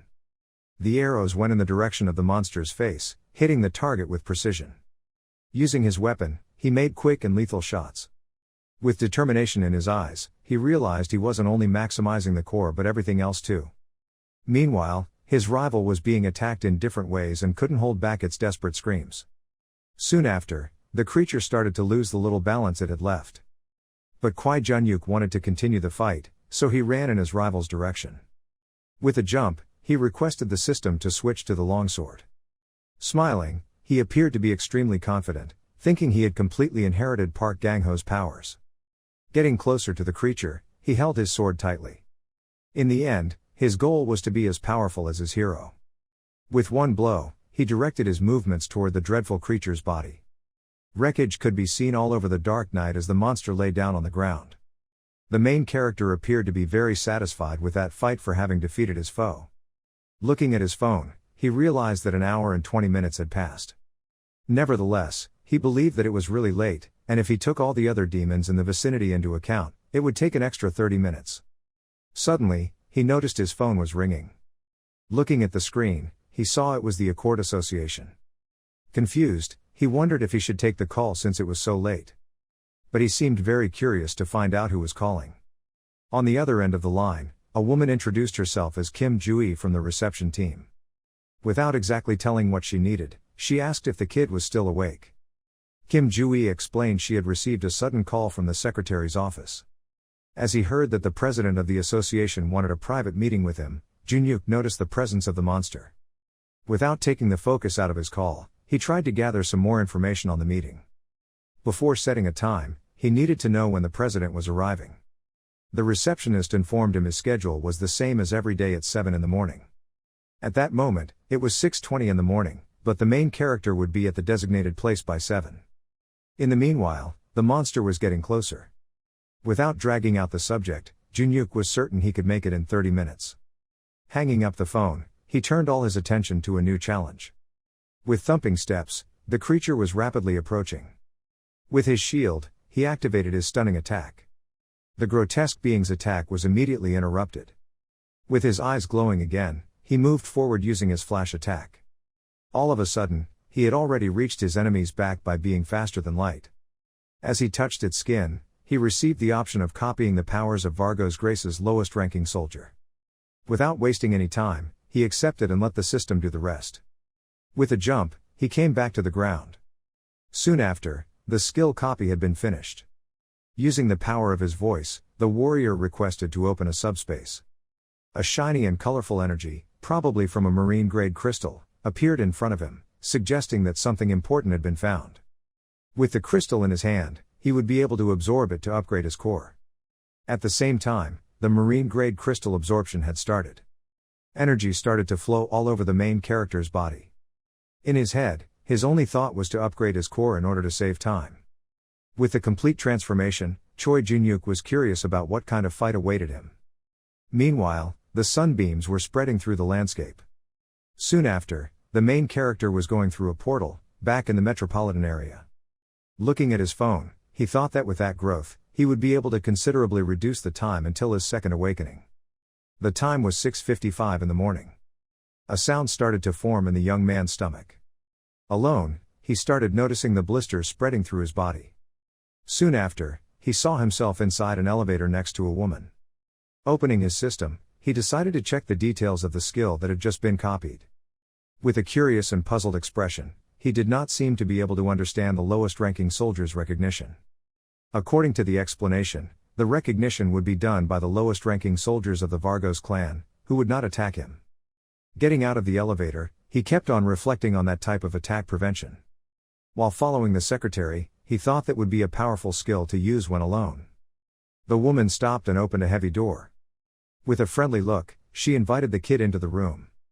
The silver-haired man in the suit seemed to be very happy to see Choi Junyuk. Despite his slight apprehension, the boy calmly entered the room. The boss told him to take a seat and make himself at home. With a smile, he asked if he could talk to the main character in an informal way. Not thinking of it as a bad situation, he immediately agreed since he appeared to be doing it from the very beginning. Firstly, he was impressed by the kid's punctuality. The association's president didn't seem to understand when Junyuk started telling him about all the tasks he did for his siblings. For a moment, both of them went quiet, just exchanging gazes. But soon after, the boss started to laugh out loud. Despite that, he believed that the kid's words weren't a joke. Changing the subject, he decided to get straight to the point. In the meantime, our hero carefully waited for the sentence to be formed. Without wasting time, he informed him that the association wanted to make a proposal. The president wanted the young man to reject every recruiting offer from foreign guilds and remain in Korea. Pensive, the warrior said nothing and analyzed the situation. Against the silver-haired man's expectations, he informed that he had never received an offer to join a foreign guild. According to the investigation, big guilds from the US were showing some interest in hiring Junyuk. That information appeared to be a complete novelty to the kid. Despite feeling embarrassed, the president admitted the testing data had been hacked and the info could have reached the guilds. Believing that all this was just a complete misunderstanding, the young man asked if everyone knew about his rank. Without wasting time, the man answered that everybody knew about it. Still, Choi Junyuk didn't believe the C rank was something that impressive since he had just awakened for the first time. The ones that had awakened for the second time were C ranked due to certain stats. In the end, the main character didn't feel anything different in himself from them. Choi Junyuk didn't know how to react to the facts that had been brought up. Focused, the man said that by maximizing his second awakening, he would be able to aim for an A rank right away. The main character thought that with the second awakening guaranteed, he would have abilities comparable to a third awakening person and even the chance of being promoted to the S rank. Considering the boy's potential, he was extremely valuable, and the association believed that was very attractive. Hence, they couldn't just stand still and watch such a talented person being snatched away. While getting a notebook from the secretary, he informed him he had prepared 3 conditions. Firstly, he would receive an initial support fund of 1 billion won, secondly, a complete tax exemption limited to his team. Lastly, he would receive 2 parts of an A-ranked equipment set entirely for free. Giving him a pen, the president stated the contract period would last until the second awakening. Now, Choi Jun-yuk only had one mission, to accept the conditions and sign the contract. But the main character appeared to be suspicious, reminding them he was just a C-ranked person. Despite having heard the proposal, he informed him he was not convinced. All that support only to stop him from moving to another city seemed suspicious, so he wanted to know if there were other conditions. Suddenly, the president got up from his chair and noticed the boy was really perceptive. The association's condition was for him to not be naturalized in another country for the duration of the contract. Leaning on the desk, he explained that the young man couldn't join a guild and should consult with them to go on expeditions. Also, if the association requested the boy's presence on a raid, he would have to prioritize it under any circumstance. In other words, no type of hindrance would be allowed to exist between Choi Jun-yuk and the association. In the end, no guild lives according to the warrior's own choice, these were the final conditions, but he would have little time to consider the offer. The president informed him the offer would expire as soon as he got in touch with other guilds. Nevertheless, the main character appeared to have completely understood the situation and signed the contract. Puzzled, the man in the suit offered him some time to think. But the young man was determined and already knew his goals. With determination, they both shook hands, sealing the deal.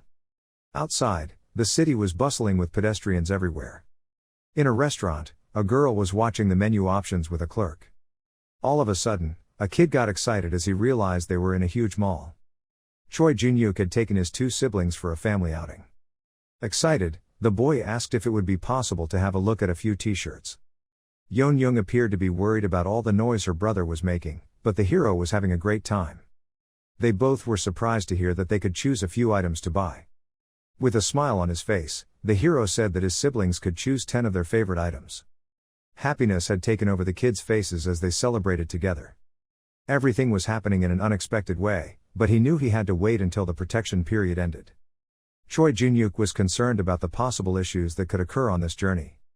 All of a sudden, Yeon-young showed his brother a beautiful blue dress. And Chol immediately loved the outfit and said his sister should get it.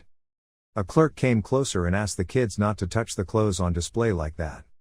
Meanwhile, Jun-yuk reflected on his to-do list, relating it to past events. At that moment, he told the clerk not to worry about anything since he was going to buy the clothes. Anyways, before finishing that list, he had absolutely no intention of leaving Korea. Suddenly, an alert for the shoppers announced that a surprise portal had opened inside the mall. The information was repeated one more time, showing the actual situation for the clients. Also, they asked everyone to remain calm and follow the employees' instructions. Amidst the crowd, a woman reported that hunters from Tibet would be arriving soon. As commanded, everyone should remain inside the mall, but the clients already wanted to leave as fast as possible. Outside, things were even more dangerous, and the best thing to do was to follow the lady for one's own safety in the evacuation process. All of a sudden, chaos had taken over the place as everyone started to run in despair. Choi Jun-yuk observed the situation that was about to unfold, feeling the tense atmosphere.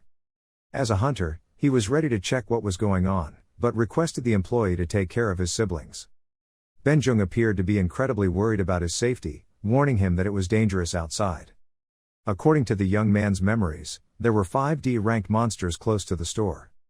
That day, a building had fallen apart due to the monsters that followed the refugees into the huge mall. His hands started to shake, feeling furious about everything that was taking place at that moment. He bent down and asked Yoonjung to take care of his brother Yoonchol. Knowing that the Tibet Guild would only arrive after all the devastation, he was determined to face the monsters. In the end, he would have to endure this situation entirely by himself, anxiously awaiting the backup. The arrival of the monsters caused complete desperation in the streets. Calmly, an officer tried to direct everyone to shelter inside the mall. The atmosphere was becoming tense with everyone fighting, trying to push through even more. Meanwhile, the monsters began to spread through the city. There were a total of 5, ready to destroy everything in their way. As they heard the screams, the creatures started looking around.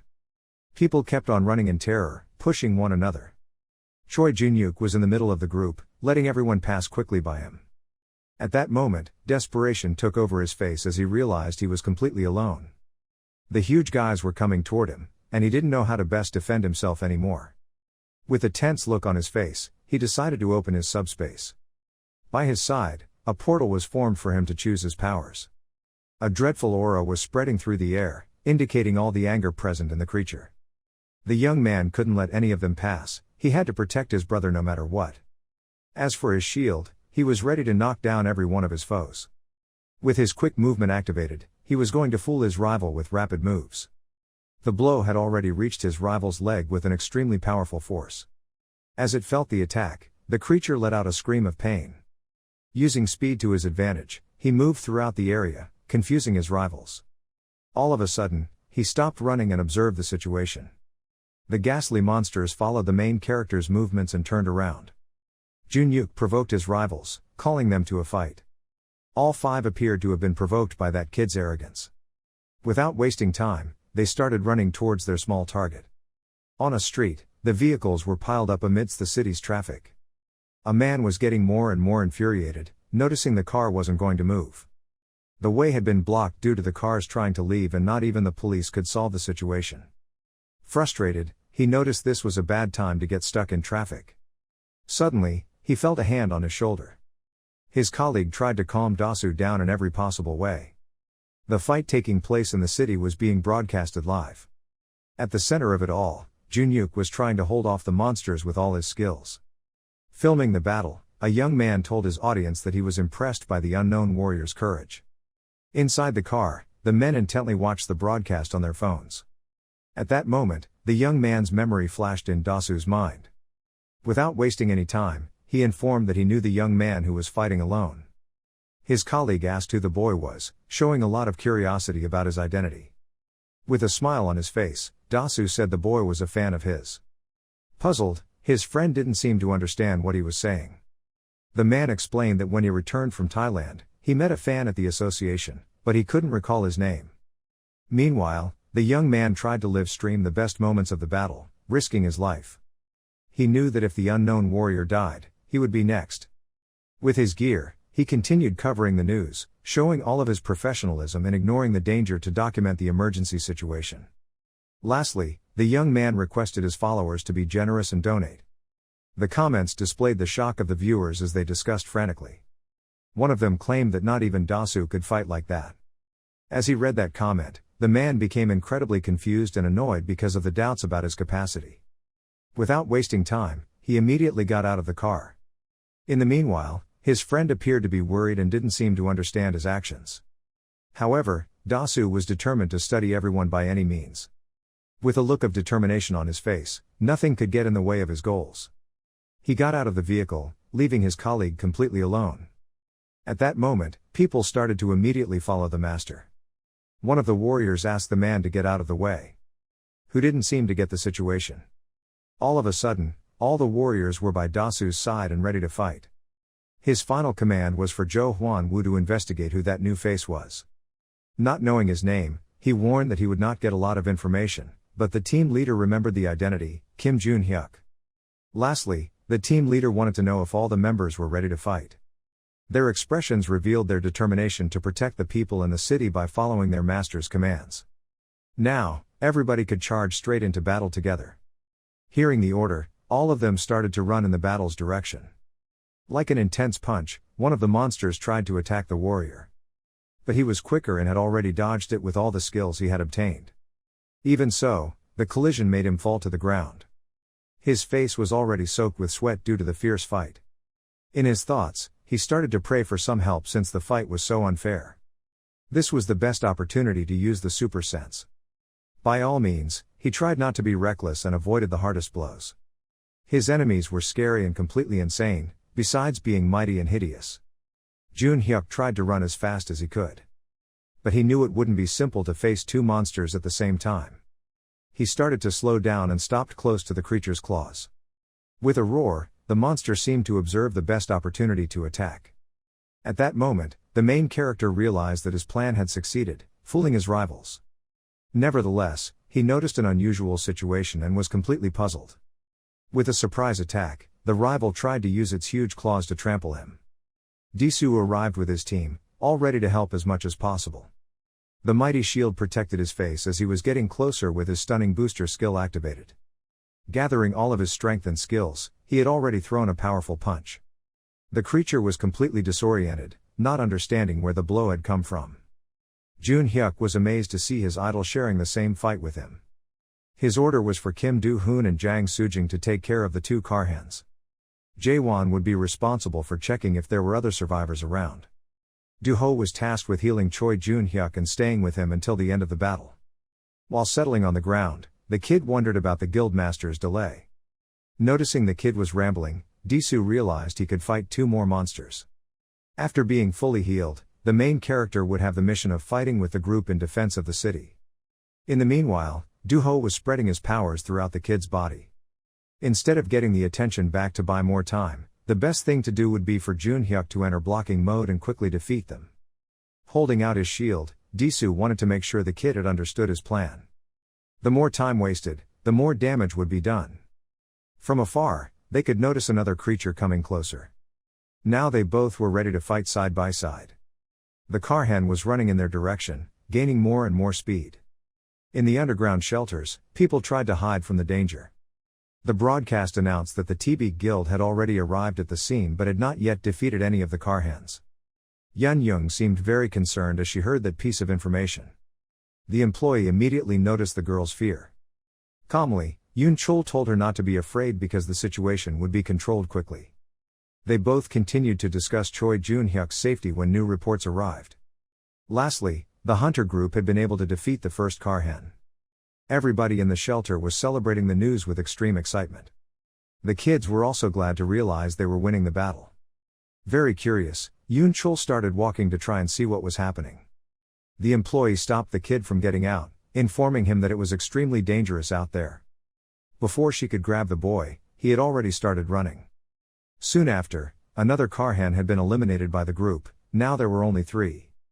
2 men were hugging and celebrating the victory while noticing the messages from numerous people all over the world.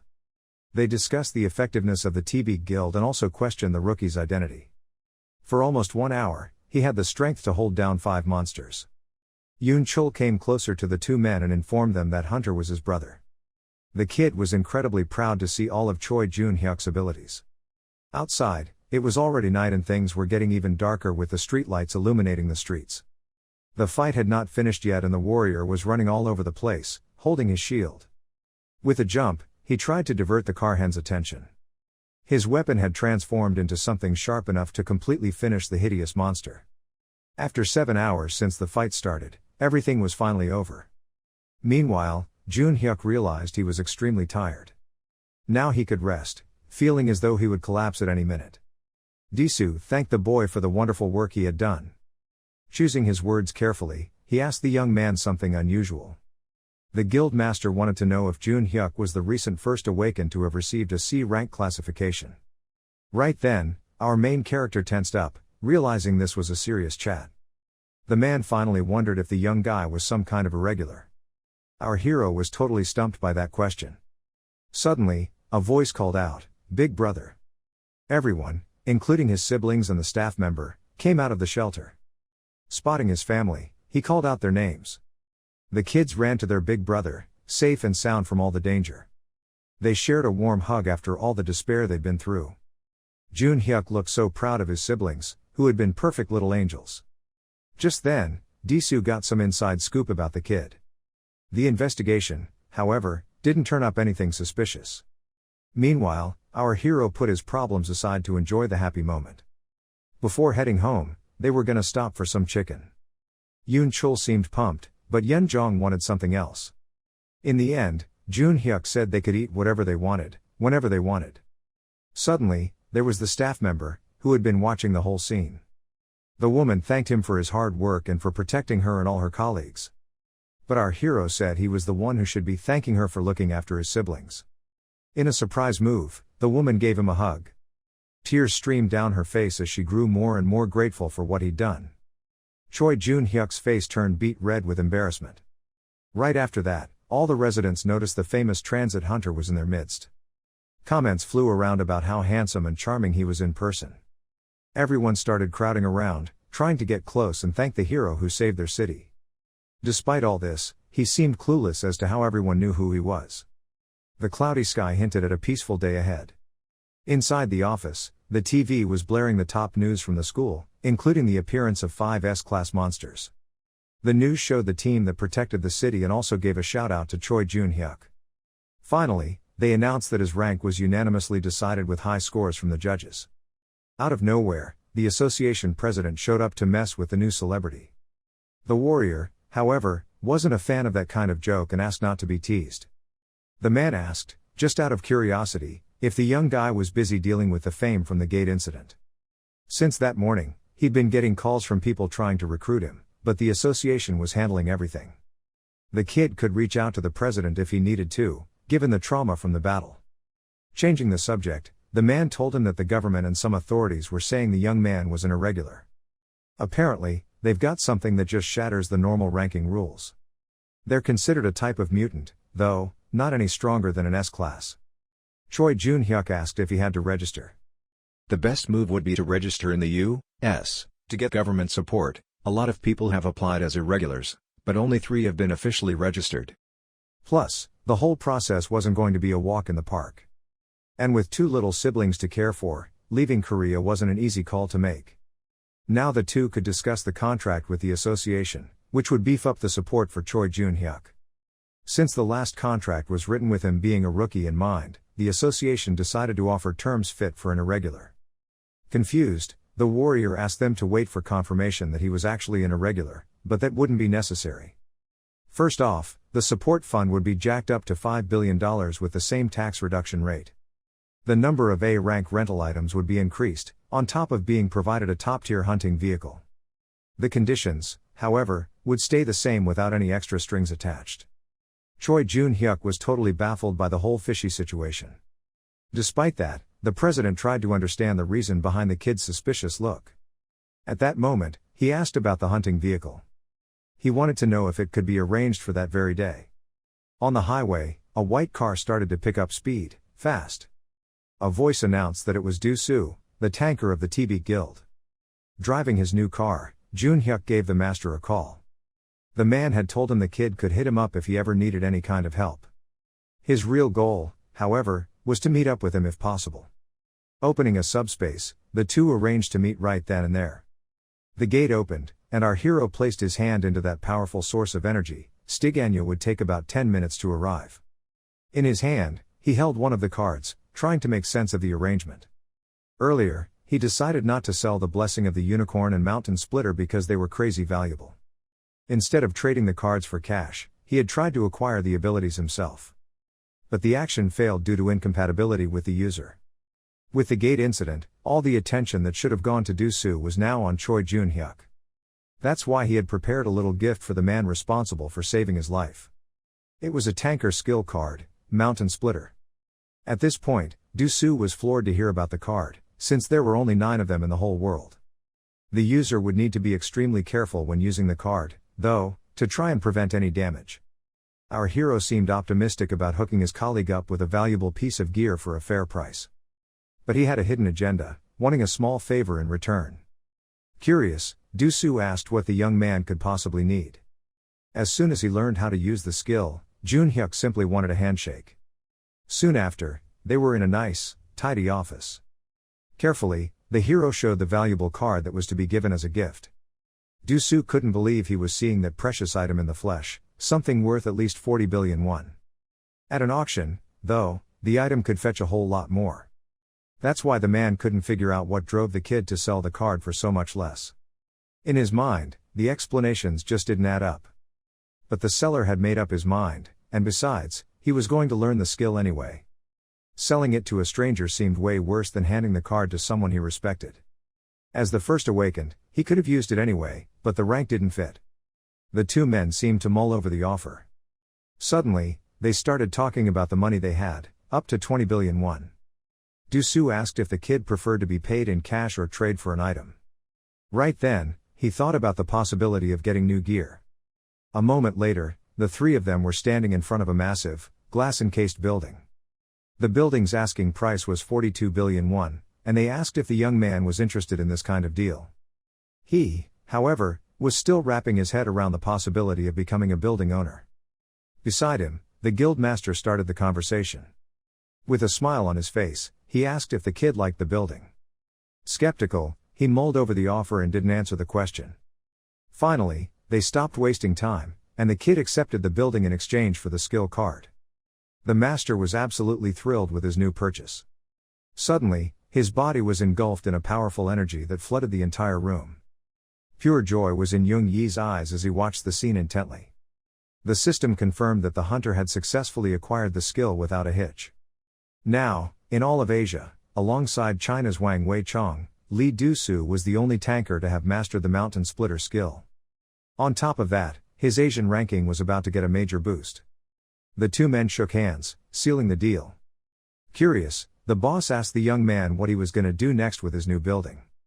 As for his plan, he was trying to get a mercenary business off the ground. For now, his priority was to hunt safely in the beginner zones. Even with all the money, he couldn't forget they lived in a dangerous world, and he had to care for his siblings.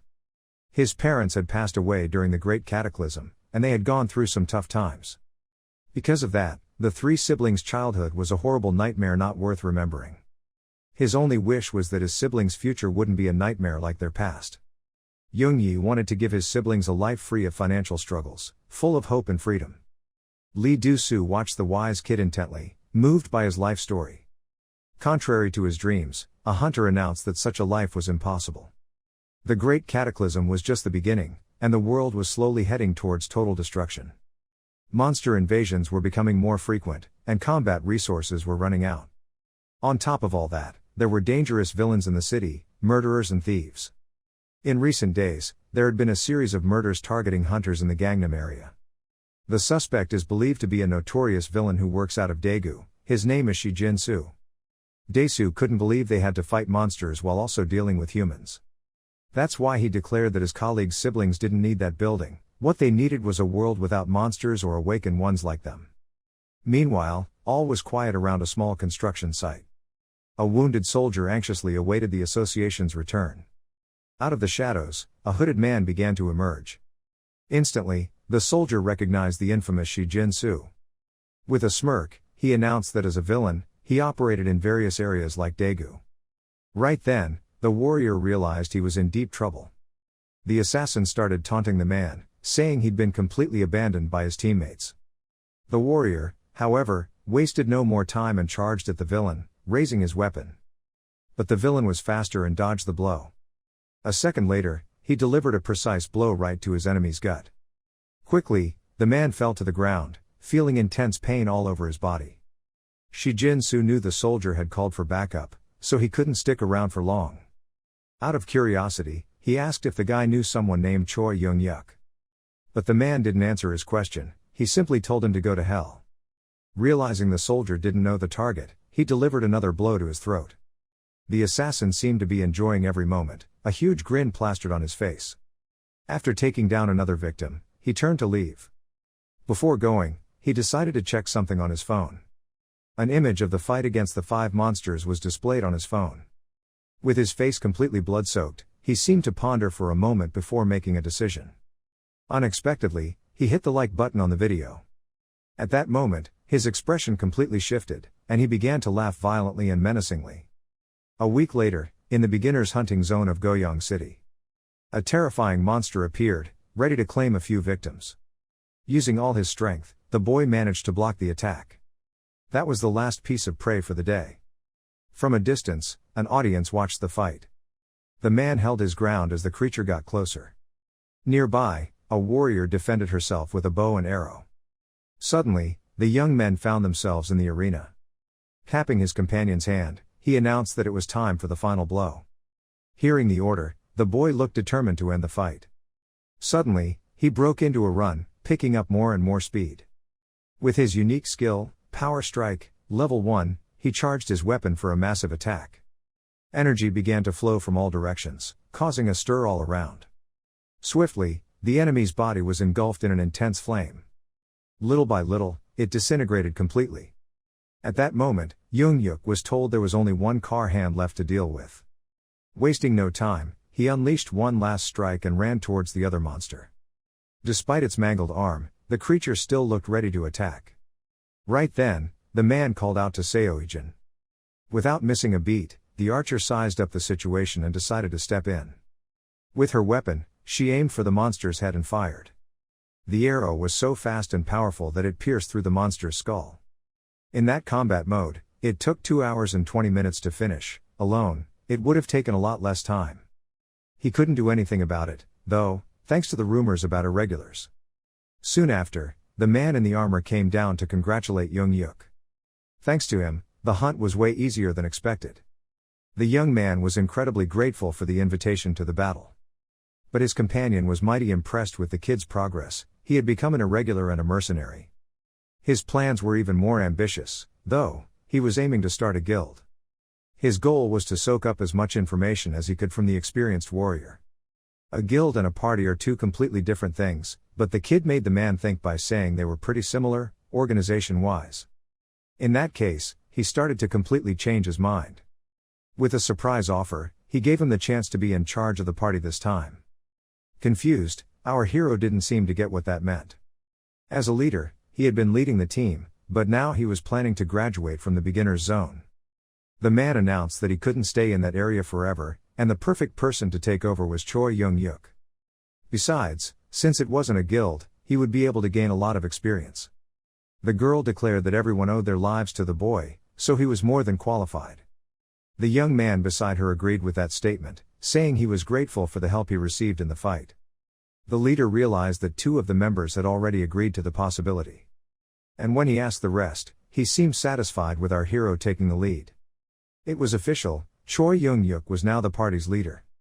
Though he was confused, those around him believed in his potential and the good he represented in society. His only job would be to make choices that benefited everyone. Before leaving, the former leader warned him about a villain who was out killing hunters. The association had been trying to form a team for a while. But the best thing to do was to keep an emergency contact, just in case it was needed someday. Now, he seemed excited to go for a few drinks and chat. But his idea was cut short when he didn't realize the main character had to take an important call. On the other end of the line, they mentioned his little brother, Yoon-shil.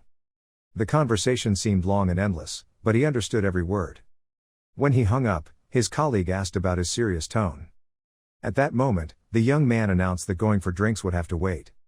Not understanding the real situation, the man in the armor seemed very confused.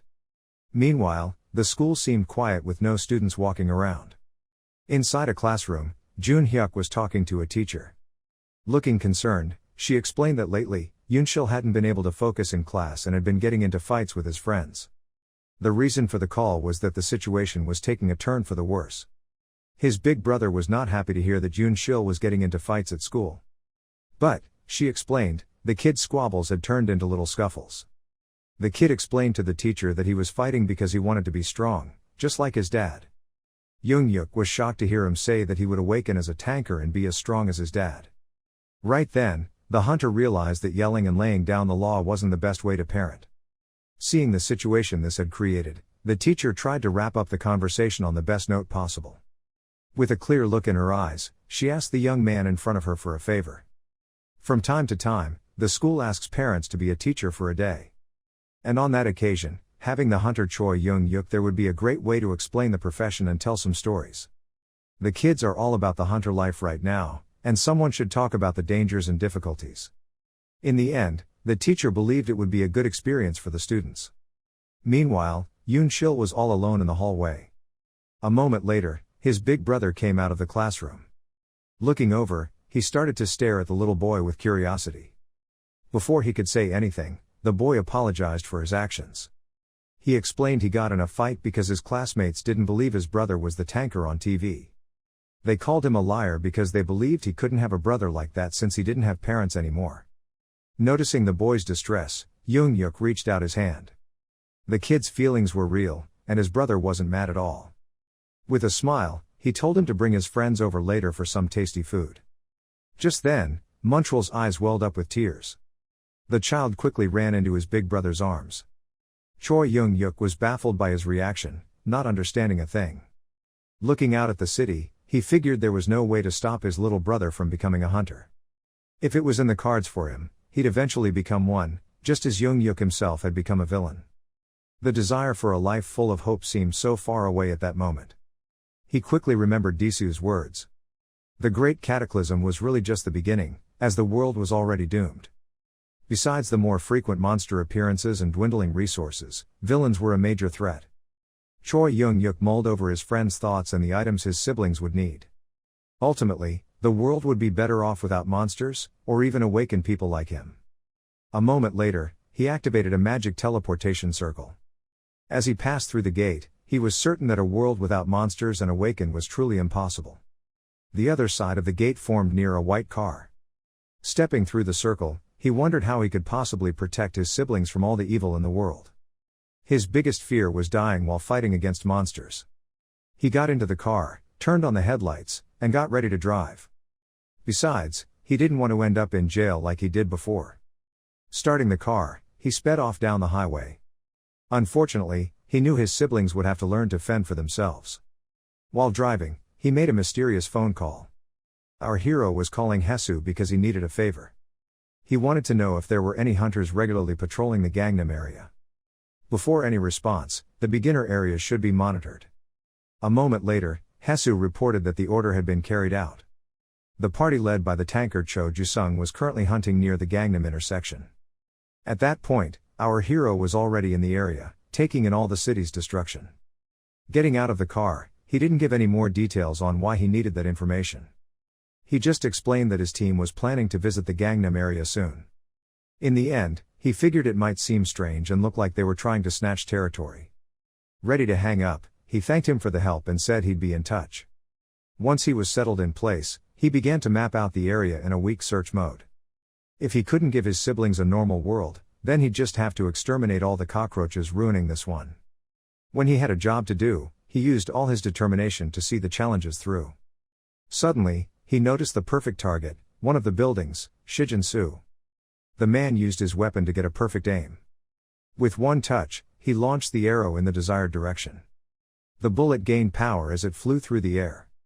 Soon after, the arrow pierced the heart of the warrior who was fighting the monsters. Noticing the attack came from behind, blood spewed from his mouth. Suddenly, a voice rang out in confusion, trying to make sense of what had just happened on the battlefield. With an earpiece, he could hear all the chatter. Shijin-su seemed to savor every second of the situation, no matter how horrible it was. To him, the death of one tanker wasn't reason enough for everyone else to run away. While getting ready, he heard a menacing voice. He quickly turned and tried to hit his enemy with an arrow. But apparently, he saw no one in the dark corridor. At that moment, he tried to ask who was there. Junyef appeared, calling out the assassin's name. The killer was thrown off, realizing this man knew who he was. He grabbed the enemy's weapon, leaving him completely speechless. Stepping out of the shadows, our hero slowly revealed his face. Even though Shijin-su didn't know him, sooner or later, he would find out. Puzzled, Shijin-su asked if the bastard was messing with him. Wasting no time, he snapped the arrow and tossed it aside, showing off all his strength. Junyef laid out a wild accusation, revealing a betrayal, selling info about the villain's locations, on top of that, forcing him to use a regression stone before he was ready. Right then, the assassin realized the nonsense the young man was spouting. Regardless, nothing our hero said was going to make any difference. Shijin-su grew fearful as he realized he was being confronted. But he wasn't going to leave the situation like that and launched into an attack. The warrior remained perfectly still in the same spot, watching all the movement. Meanwhile, his enemy closed in quickly, anticipating an attack. Junyef seemed to be eagerly waiting for every single blow. Using one of his hands, his opponent tried to land a fast and precise punch. A second later, he moved on to a predatory kick. Seeing that nothing was landing on his enemy, he tried to advance with a jump. Shijin-su grew flustered, realizing he couldn't land any kind of attack. Our hero kept taunting him as he noticed his baffled expression. Surprised, the man turned back, unable to believe the young man's audacity. But before he could make a move, his face was met with a brutal punch. Feeling the pain spread through his body, he touched his face, looking ashamed. With a smile on his face, Junyef said that from that day on, his rival wouldn't be needing that meal. Shijin-su put a hand in his pocket, searching for a tool. Suddenly, he used a device that created smoke in the environment. Surprised by the sudden move, the young man could no longer see what was in front of him. Noticing his opponent was defenseless, the assassin grabbed a sharp weapon. Junyev grew increasingly irritated, trying to force his eyes to look in every direction. Meanwhile, the man closed in from behind our hero. But he had an ace up his sleeve and decided to activate his superhuman senses. Clueless about his plan, Junsu charged in for the attack, confident he'd win the fight. His goal was to go for the victim's neck with everything he had. But our hero stopped him dead in his tracks. Completely lost, the kid was just baffled by the whole situation. Using all his might, the warrior grabbed hold of the enemy's body. Pinned to the ground, he tried to throw another punch at his face.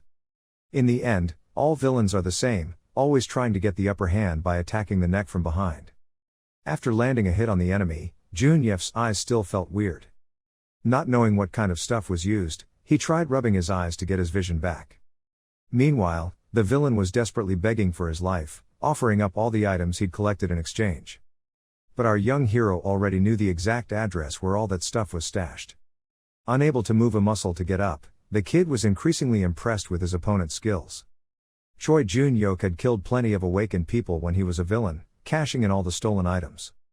At that moment, he was dead set on ending Junsu's life. The assassin pleaded for his life, but our hero couldn't care less. Once the world is totally destroyed, none of that matters anyway.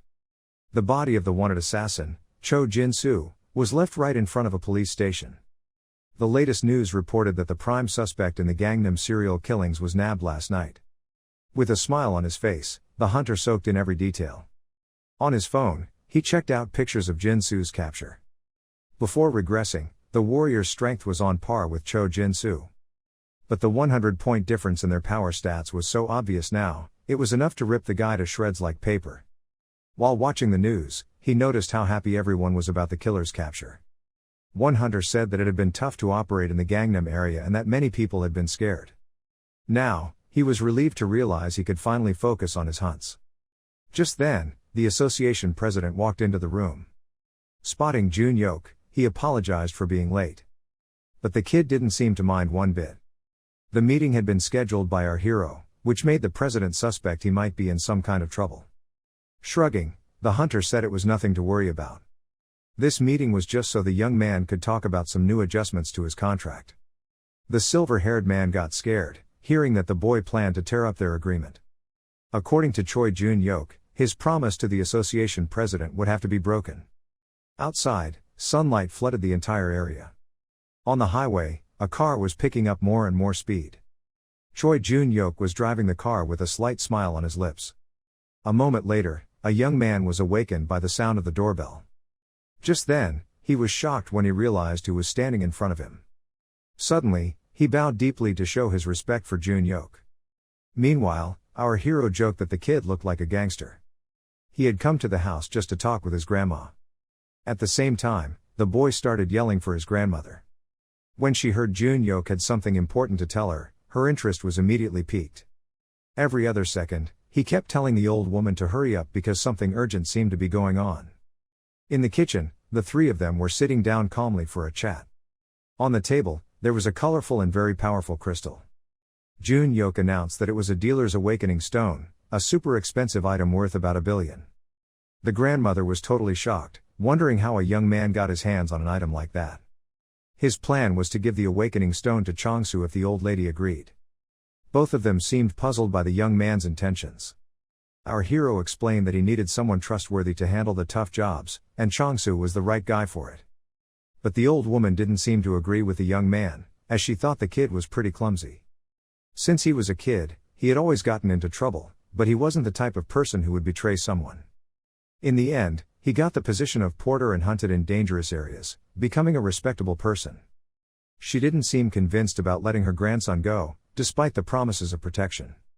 Seeing the young man's persistence, she agreed to the conditions. Fired up, Chong-soo was incredibly grateful for his grandmother's blessing. Her last request was that the boy not act like he was awakened for no reason. Choi Jun-yok explained that he worked as a private mercenary, not officially part of the association. Confused, the boy asked if the association would even care about that situation. Deep down, our hero knew that the association wouldn't want to get involved in that kind of business. Suddenly, His memory flashed back to the day he discussed his plans with the president. To be a mercenary, one would need to open an office and register a business. But that was mostly for tax reasons. Being a mercenary was a whole different ball game. That's why the young man had questioned the possibility of the president allowing a guild registration. At that moment, the silver-haired man started to connect the dots, realizing he wanted to break the contract. If he registered a guild and didn't manage it properly, there could be rumors of tax evasion and other gossip later on. Still, the president was puzzled by the idea of him forming his own guild. Because of the support he received from the association, he warned that he wouldn't be able to help with the situation. Confused, Choi Jun-hyuk didn't understand what his next step should be. Besides, the president didn't seem to get the point of the mercenary work since he already had a ton of money. Determined, the young man explained that when you're able to do it, you want to expand more and more. Not long ago, he realized that hunting some monsters made a real difference in the world. As a hunter, his goal was to hunt more and more monsters before he died, making the world a better place. Upon hearing those words, the president began to understand the young man's intentions. Suddenly, he called out to Jun-hyuk, who answered right away. But he simply asked the young man if he came to the association just to talk about cockroaches. The president suggested they take advantage of being at the association and register the guild, making the process easier. By registering officially, there would be a procedure to ask for support in the future, implying more structured processes. Through an official committee, any potential misunderstandings or discomfort between the involved parties would be avoided. With a slight smile on his lips and a wink, he waited for our hero's answer. Choi Jun-hyuk seemed to like the options being offered to him. Back in the present, he reassured the others by saying that he had already sorted out the situation with the association. Immediately, Chang-soo was shocked by that answer. But his grandmother quickly smacked him on the back of the head, realizing the boy was doubting Jun-hyuk. She believed every word the young man said, knowing he wouldn't lie. After explaining his plan, he added that they would be leaving soon. Without a second thought, the old lady agreed, saying he should go to a better place. Suddenly, he asked if the old woman wanted to go with them. Since his parents died, he and the kids had always trusted that person, and he knew that without Chang-soo, things could get a lot lonelier. That's why he offered the old lady to move in with them. But she didn't seem interested, pointing out that she already had a great house. Shrugging, she said the young man could rest easy and live in a nice place with his siblings. Realizing her refusal, Choi Jun-hyuk understood her personal reasons. A moment later, he got up from his chair, ready to do something unusual. Bowing deeply, he showed that he was incredibly grateful for the care the old lady had given him as if he were her own son. The grandmother beamed with gratitude expressed by the very special boy. A week later, everything was all set. Standing in front of a door, the two young guys were ready to start their adventure together. Chang-soo noticed they both had a stylish vibe going on, while the warrior told him not to get too excited. The sign on the door read, "Ja Mercenary Agency." The modern, minimalist office was a wide-open space with a carpeted floor and fluorescent lights on the ceiling.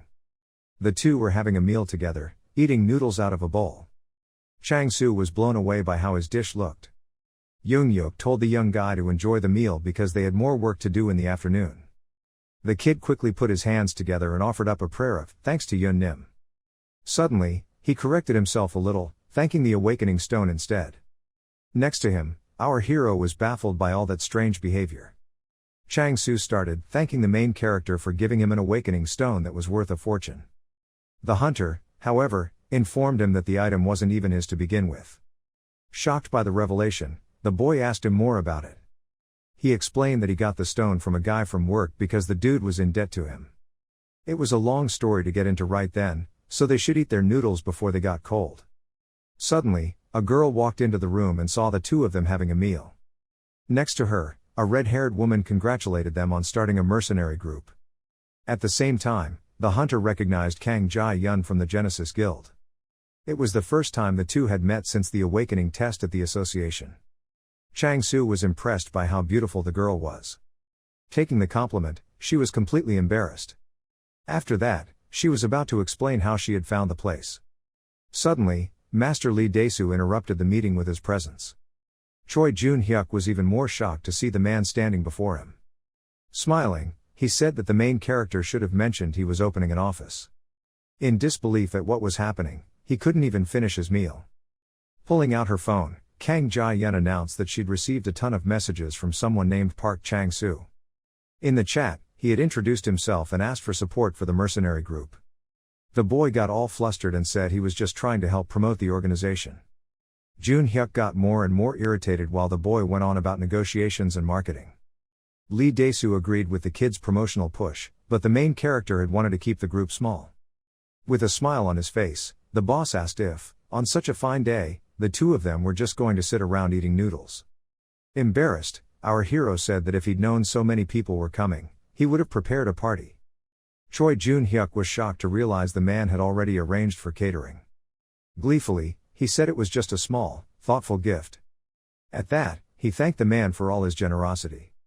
Another girl named Ha Wai-soo showed up to offer her congratulations. She couldn't believe the building was actually owned by the young man. Owning such a massive investment at his age was unbelievable, and it sparked some jealousy. Meanwhile, the main character's face started to turn beet red from all the embarrassment. He was getting all this preferential treatment just for owning a building. Kang Jia-yeon watched the whole scene with a very curious look. Ha Wai-soo was curious about what would happen to the party hunts now that the mercenary work was starting. But he had the perfect plan to not harm either party and would divide the tasks. Meanwhile, Kang Jia-yeon cut into their conversation, pushing the other girl aside. Suddenly, she asked for a private moment with the hunter. Since she was short on time, she ended up being a little rude. Even though she didn't like the attitude, Ha Wai-soo went along with her request. A moment later, she walked out of the room looking pretty annoyed. Kang Jia-yeon announced that she hadn't just come to congratulate him, she had a request to make. Realizing the Genesis Guild had a major mission for him, he was pretty impressed.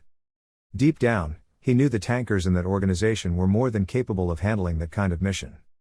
Kang Jia-yeon mentioned the request fee was set at 1 billion, plus a percentage. Without thinking, Chang-soo jumped into the conversation, saying that for the two of them, and for their very first job, 1 billion was a ton of money. Most people wouldn't turn down an offer from the guild, since it's considered bad form. Meanwhile, the girl waited for his official answer, saying she could get the money right away. Despite everything, Choi Jun-hyuk seemed pretty suspicious of the situation but decided to accept. When she heard his words, Kang Jia-yeon was absolutely thrilled. However, our hero had two conditions for the mission. Making an offer, he proposed that she buy a skill card. Paying close attention, the girl heard the name Blessing of Zalen, a support-type skill card. At the same time, her eyes lit up upon hearing that famous name. Her assistant had done some research and found the item's estimated value was 13 billion. Choi Jun-hyuk offered to show her the card right then and there if she was interested. But Kang Jia-yeon wanted to know what the young man's other condition was. Getting up from his chair, he laid out his request for her after she learned the skill. The only thing she would have to do was shake his hand. In silence, Kang Jia-yeon seemed to be mulling over the options. A moment later, the two of them sealed the deal with a handshake. Each of them was getting something out of that important deal. A day later, in the upper area of the Gangnam Zone, the scene was one of desolation with ruins and destruction.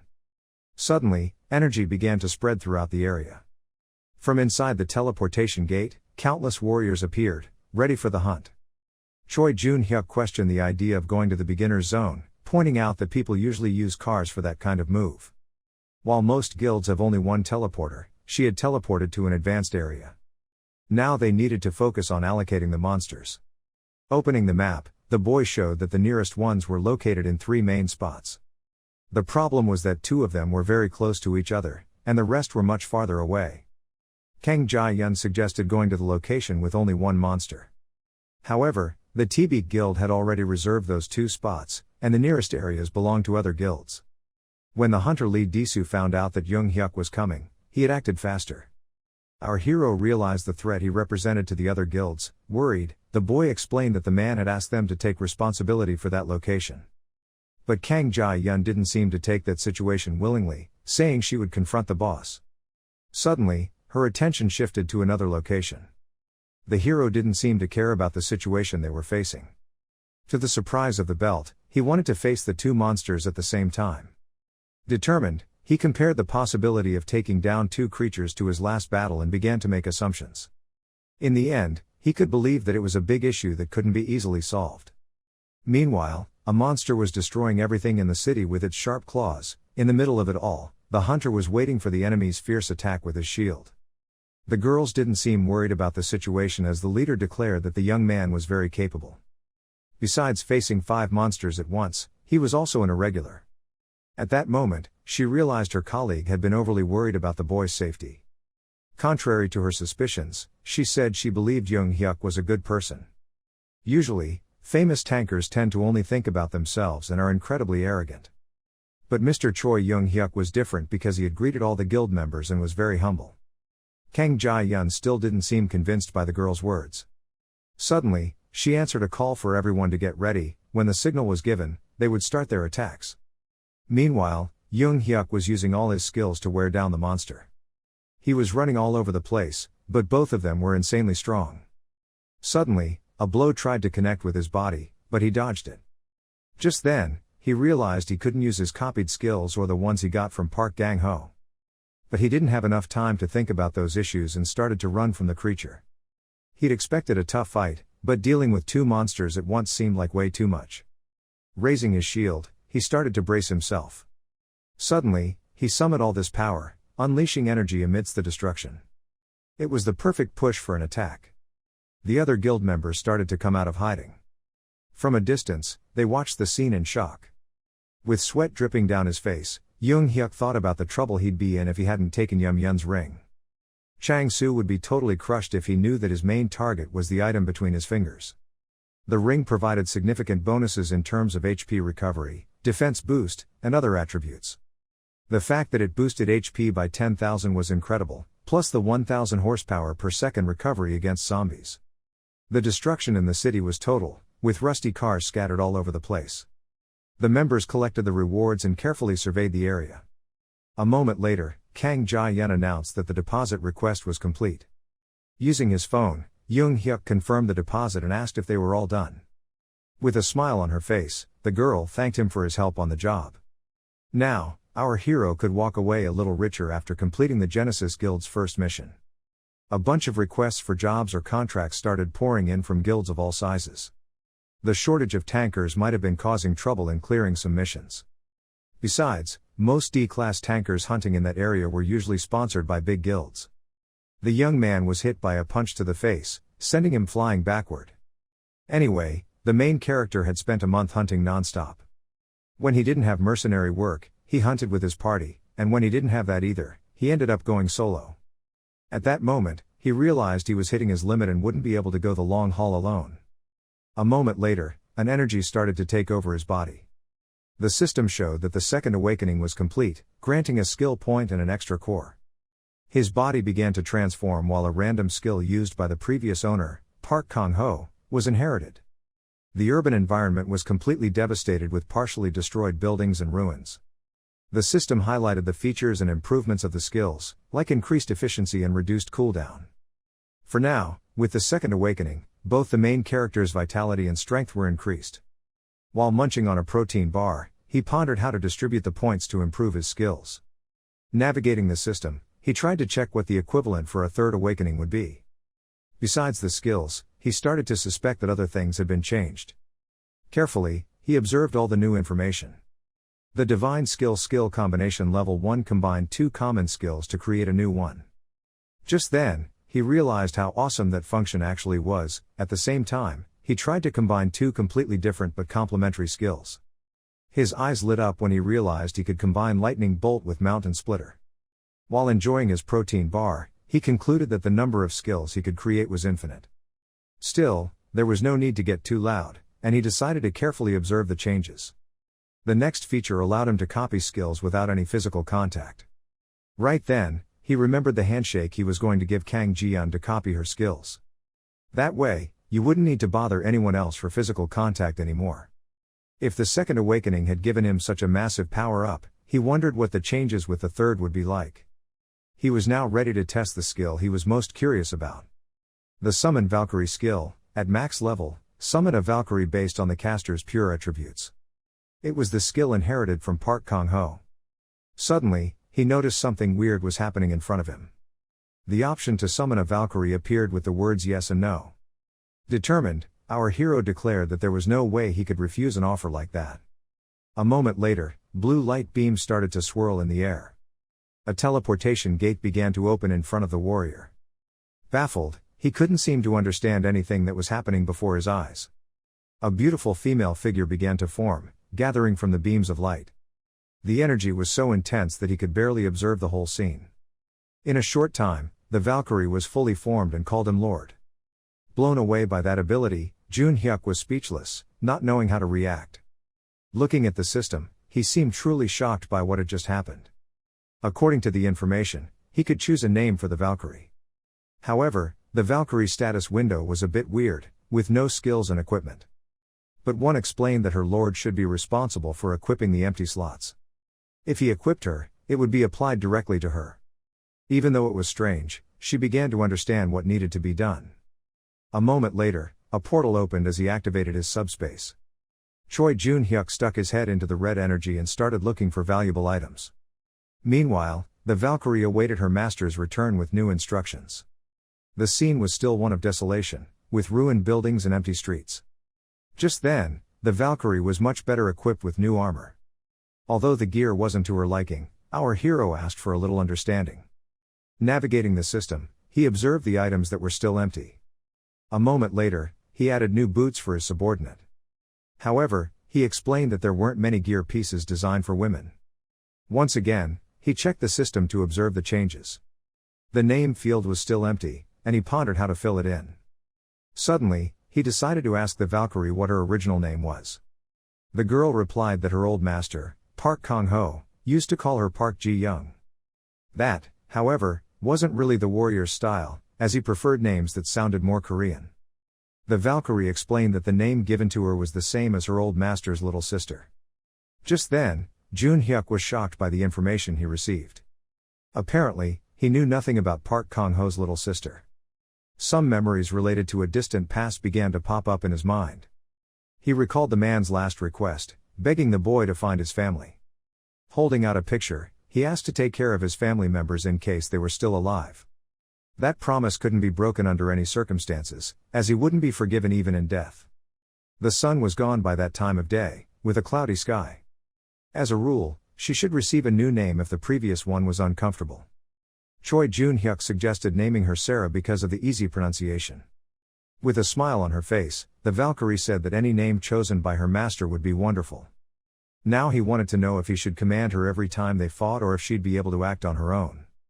Commands given by the master would be prioritized in tougher fights, but she could react according to the situation. With curiosity in his eyes, he asked what fighting style Park Kong-ho had chosen.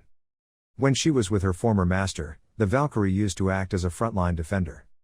Instantly, the boy commanded the map to appear before him. Observing all the locations, he wondered if they should both try hunting a monster for a test. Meanwhile, the creature was calmly wandering the city. Out of nowhere, a warrior appeared before it, ready to fight. Since he was different from Park Kong-ho, he would need support while attacking instead of defending. Hovering in the air, she listened for her master's command and readied her weapon. Sarah knew all the dangers, understanding that she could be restored if she died in battle. From the ground, he ordered the Valkyrie to focus on doing as much damage as possible. Suddenly, the creature let out a scream, gearing up for the fight. Meanwhile, the main character stayed on the ground, covering himself with his shield. Giving clear instructions to the Valkyrie, he told her to attack with a lightning bolt on his command. At that moment, Sarah seemed to perfectly understand any kind of order. Sensing the monster's approach, Jurniuk moved his shield. With a jump, he activated his lightning bolt ability. Suddenly, his body appeared behind the massive creature. With determination, he used his mountain splitter ability, deeming it more suitable for the situation. The options for boosting efficiency from the core and the ring now totaled more than 100%. In the middle of the battle, he realized he no longer needed to hold its attention for too long. He now decided to launch an attack with his shield. His weapon flew at a devastating speed and hit the creature's face. At that moment, he ordered Sarah to attack, who was already prepared for battle. Immediately, the Valkyrie started flying as fast as she could, ready to use her lightning bolt. A moment later, she was positioned behind the creature. With one swift motion, she swung her sharp spear using the mountain splitter ability. The monster's eyes nearly popped out of its head as it felt the pain spread through its body. That powerful strategy was enough to finish off the enemy. Both of them looked at each other intently while the monster slowly faded away. With the Valkyrie by his side, the main characters believed it was possible to take on a D class. Meanwhile, in the Tool Street neighborhood, everything seemed quiet. Walking through the blocks, Journeyuk found out that Sarah had some emotions. Before becoming a Valkyrie, she had been a human. Valkyries were originally members of a destroyed world, chosen from those who had achieved specific feats. While the Valkyrie's voice came through the system, the warrior seemed to understand the situation. When he arrived at his destination, he found a staff member with short hair and glasses. Asking for permission, he announced that he was there because of the rumors about a talented master craftsman. However, the girl informed him that the store was no longer taking production orders. Her face changed when the young man mentioned S-class equipment. Utterly shocked, she asked the young man to repeat what he had just said. Possessing materials from a B-class monster, he requested the creation of equipment using those very items. At that point, the girl was completely stunned, wondering how the young man had B-class materials. But he didn't seem willing to reveal his source, saying he would look for another store. Realizing her overreaction, the staffer apologized for her curiosity. The specific request was to equip him with a set of armor, plus another set in a female version, and a hand shield. Doing the math, the girl asked for the woman's body measurements. Thinking for a moment, the warrior informed her that the woman was about 1,70 meters tall. When asked about the bust size, he looked at the system, waiting for the Valkyrie's response. With his face turning red, he said that the size could be a B. After collecting the main information, the staff member had everything she needed without any further issues. Since it was a product with B-class materials, everything would be ready in about 5 months. For now, the equipment he had was sufficient, and there were still 6 months until a new portal appeared. Extending his hand, he held back from sealing the deal with the craftswoman. At the same time, he would hand over all the materials for production. Before leaving, he asked about a place called the Dabag Detective Agency. To help him out, the girl provided the best directions to reach the desired location. Looking at the boy's face, she wondered what kind of thing he was looking for. As soon as he arrived at his destination, it was a closed building. Meanwhile, a man was calmly reading the daily newspaper. Without looking at the potential client's face, he asked for the reason for the visit. Without saying anything, Choi Jun-yok simply placed a photo on the table. Lowering his newspaper, the detective listened to the young man's request, who was looking for the woman in the picture. The brunette girl was named Park Ji-young. A week later, the sun was reflecting on the building's windows. Inside the personal training room, 2 warriors held their weapons. Hovering in the air, the girl activated her shield as an attack mode. Swiftly, the blow hit the monster in the face. Sarah announced that it was the perfect opening for her master to attack. Right then, he started to run, using the power of the lightning bolt ability. Combined with a mountain splitter blow, he could inflict serious injuries on the creature. To his delight, the system informed him that the quest was complete. The total hunting time was 8 hours and 20 minutes. He knew, however, that the time wouldn't be enough. When they started the training, they had spent over 10 hours, which showed great progress. But Choi Jun-yok knew that Park Kong-ho was capable of defeating 10 C-class monsters in just 1 hour. Sarah was worried for her master, saying that he shouldn't be so impatient. Observing, she informed him that the master was getting steadily stronger through the combination of abilities. At that moment, he checked the system and saw the new War Master ability. It was the new skill created by combining the perfect guardian and the perfect attacker. After testing it for a week, he found that the combined abilities either were reborn as a new skill or merged. Shrugging, he informed Sarah about a portal that unexpectedly opened in Onhai Ondong. The priority would be to reduce the hunting time as much as possible, preparing for what was coming next. Hearing her master's orders, the Valkyrie understood everything perfectly. A moment later, he answered a call from Jang Ta-woo from the detective agency. Just then, the beefy man was in front of the building and needed to talk to the boy. Turning his back, he tried to understand the urgency behind the meeting, but was too busy to talk while drinking coffee. Jang Ta-woo mentioned the lawless awakened beings who had settled in the dangerous red zone. Most of those bandits were first awakened who had taken ordinary people as slaves. However, the main character didn't understand the connection with the girl he was looking for. In one man's opinion, Park Ji-young and her family could be living as slaves to the outlaws. Choi Jun-yok was utterly shocked by the revelation and tried to understand the reason behind the suspicion. Jang Ta-woo announced that the girl's family had recently lived in Samsong-dong, which was now considered part of the red zone. Still, none of that could be confirmed with absolute certainty. Yesterday, the detective's informant reported that there was a group of outlaws hiding in Samsung-dong. However, he didn't have the exact location, but it was certain that he could get the information soon. Besides, he was planning to continue the investigation throughout the whole area. At that moment, he showed the family picture to Choi Jun-hyuk.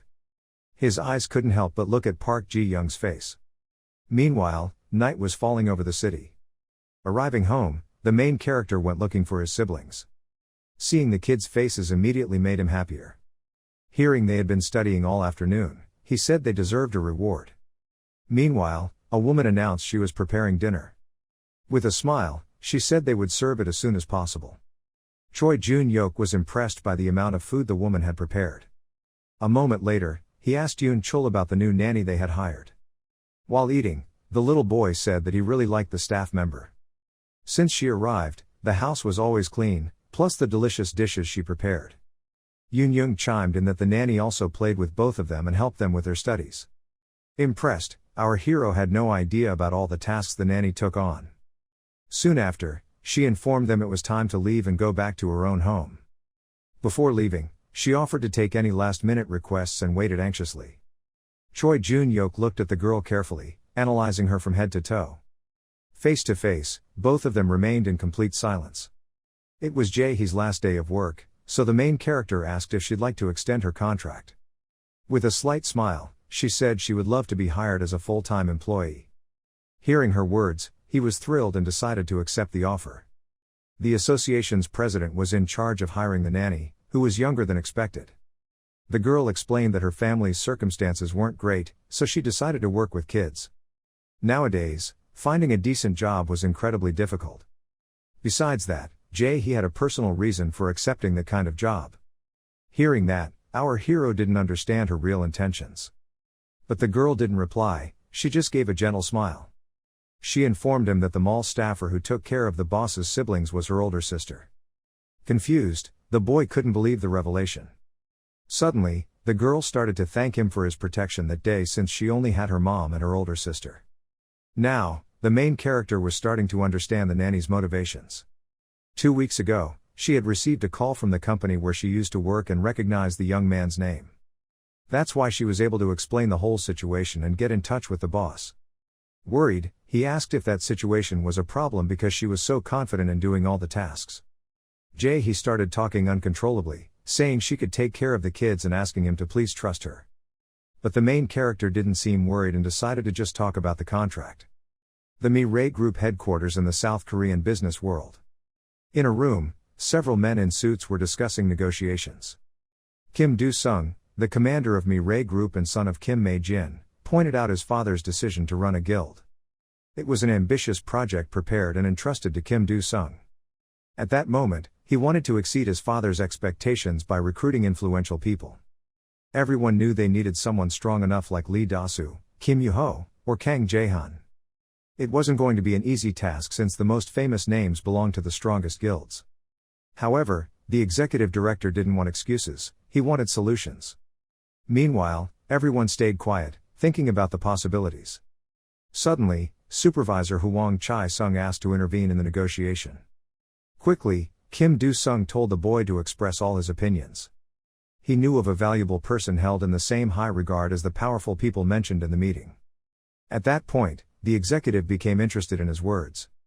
With determination on his face, he mentioned a name already known to everyone, the irregular Choi Young-ik. Kim Do-sung liked the suggestion of the hero who had fought against 5D-class monsters and succeeded.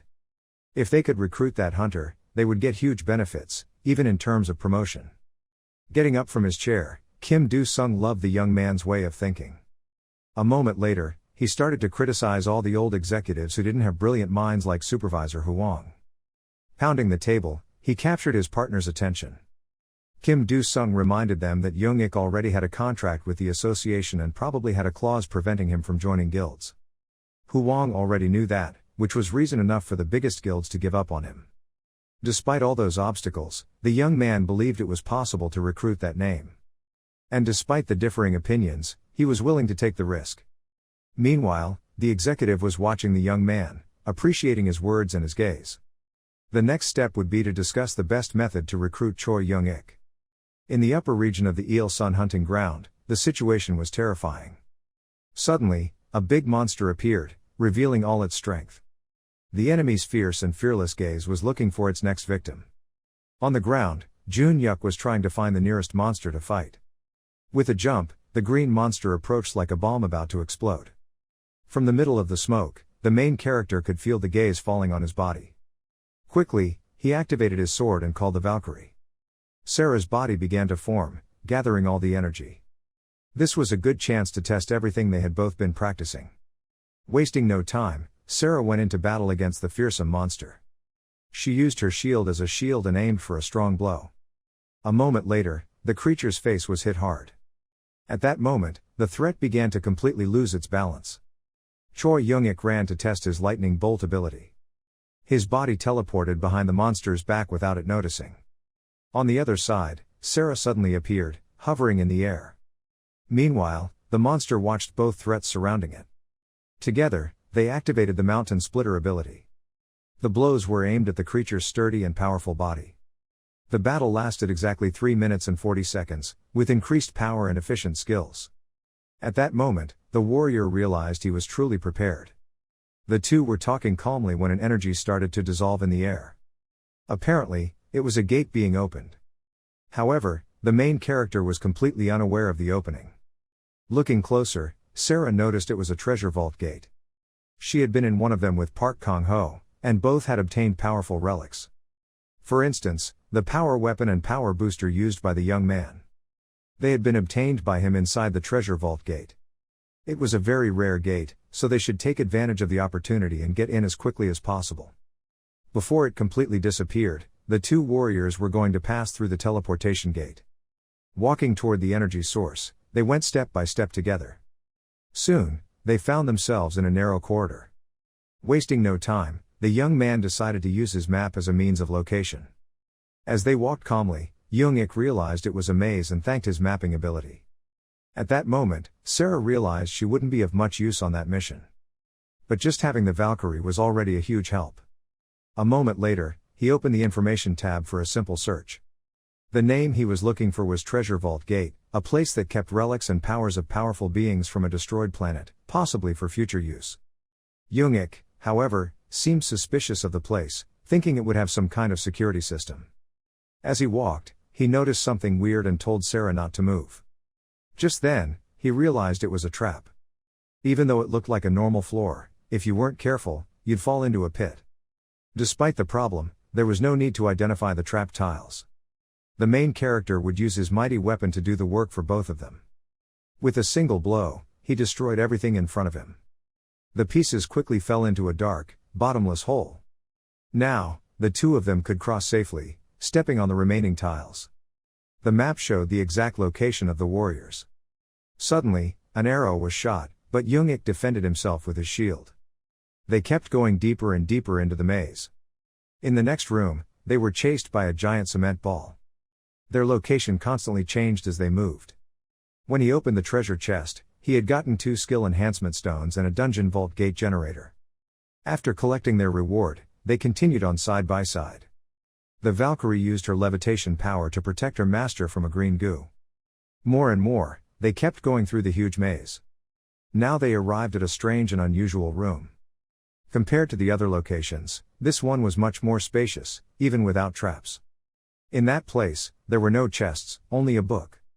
The first one was an item, and the second was a skill. Without thinking twice, Young-ik reached his hand toward the book. But the action was stopped by a shock along with a warning notifying him of a missing requirement. Confused, the warrior didn't understand what was needed. Suddenly, a green figure appeared from the shadows, noticing its new guests.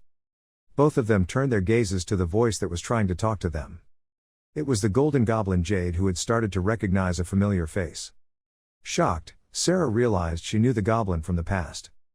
Jade stated that the Valkyrie had been with a previous user during the last visit. Choi Jun-hyuk asked if he could get the book if he killed the golden goblin. But the creature laughed and explained that it couldn't provide any rewards even if it died. Our hero's goal was only to leave the maze with that book in his hands, and the process was pretty simple. The goblin would grant permission, and after that, he could take the desired reward. Its mission was to assist the second original user of the system so that he could evolve as quickly as possible. Confused, our hero didn't understand how the creature knew so much information. With a smile, it explained that anyone could enter that dungeon, but only the second user could meet it. At that moment, he began to realize he wasn't talking to an ordinary goblin. The green figure was created by the previous master using the power of creation, which could be compared to his system. Hearing the mention of the power of creation, Choi Jun-hyuk grew more and more curious about the secrets.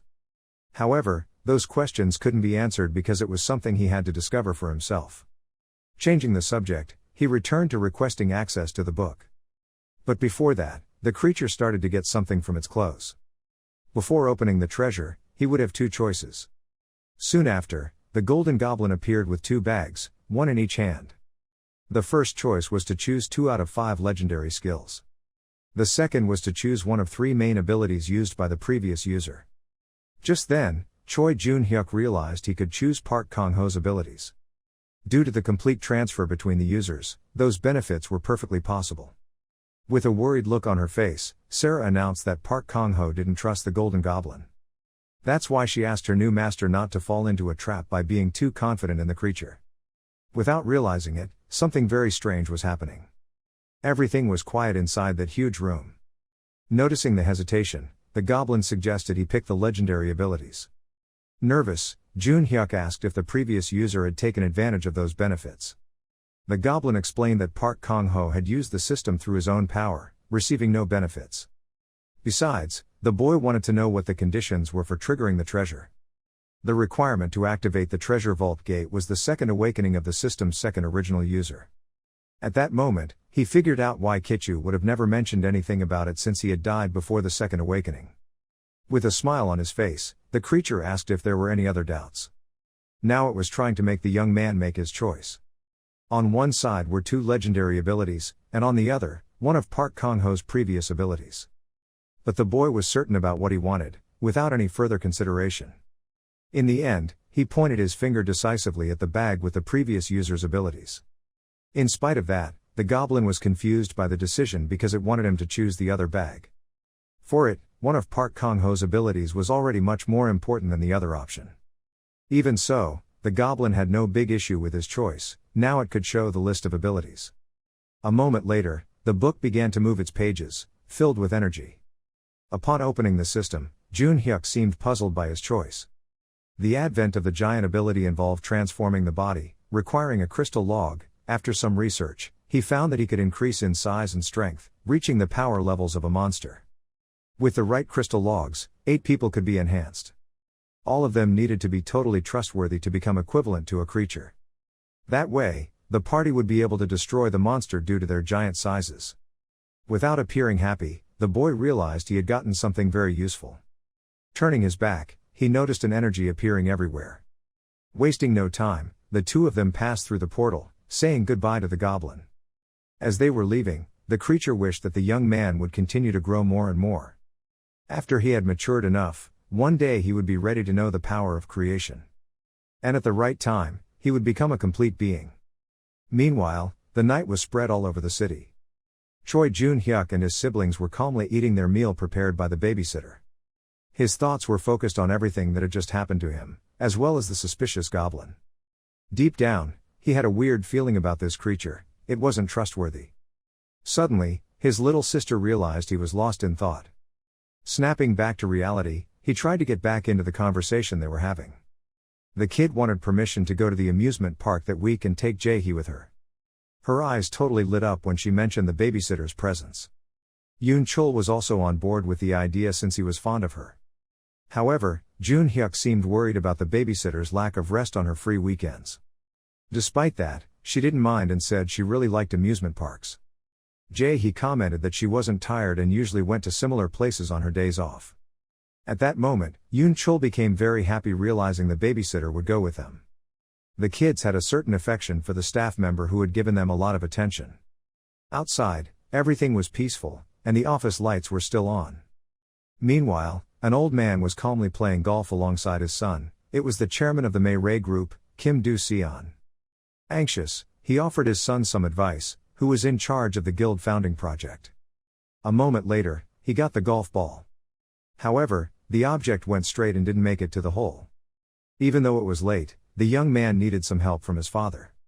Dubious, he didn't believe his son was lost in his plans. The executive explained that the person he was trying to recruit belonged to the association. The man continued his game, realizing that his son was planning to recruit an irregular. Kim Do-seon said that it would be wiser to carefully assess the capabilities and ask for help rather than moving forward recklessly. The biggest hurdle in recruiting Choi Jun-hyuk was his contract with the association. Just then, the old man realized it would be necessary to meet the president for lunch. Raising his golf club, he threatened his son, saying he had to do whatever it took not to fail the mission. If that happened, he'd have to step down immediately. At Seoul Jamsil Joy World, kids and adults seemed to be enjoying the rides. Yehui was walking, holding Yoon Young and Young Chol's hands. Alongside them, Choi Jun-hyuk also showed up to join the fun. His little brother seemed super excited for the chance to enjoy the amusement park rides. Curious, the babysitter asked him which ride he wanted to go on first.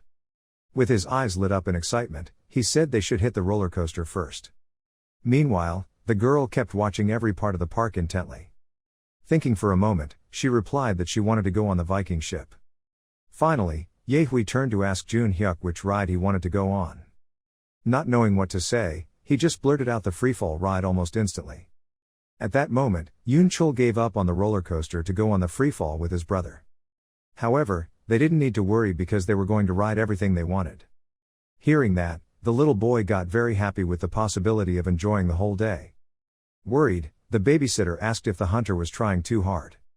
But he knew he'd been away from his siblings for a long time, focused only on work, and he was happy with the situation. Suddenly, the two of them noticed the approach of several men in suits. Not understanding what was happening, the main character was puzzled. This massive entourage of bodyguards must signal the presence of someone important. Instantly, Yehui started observing the figure and recognized him. It was Lee Byung-hoon, the eldest son of the Shinsung Group, ranked number 1 in the South Korean business world. Now the main character understood just how important that person was. That's when he began to recognize the familiar face. That was the man who would completely shake up Korea in the future. Meanwhile, the giant bear was receiving information about the target. Its mission was to get into the park and take out the target, his son, and the 5 bodyguards. While everyone was acting normal, the bear tried not to look suspicious and observed for possible threats. Ko-jun ran to buy 4 tickets for 2 adults and 2 kids.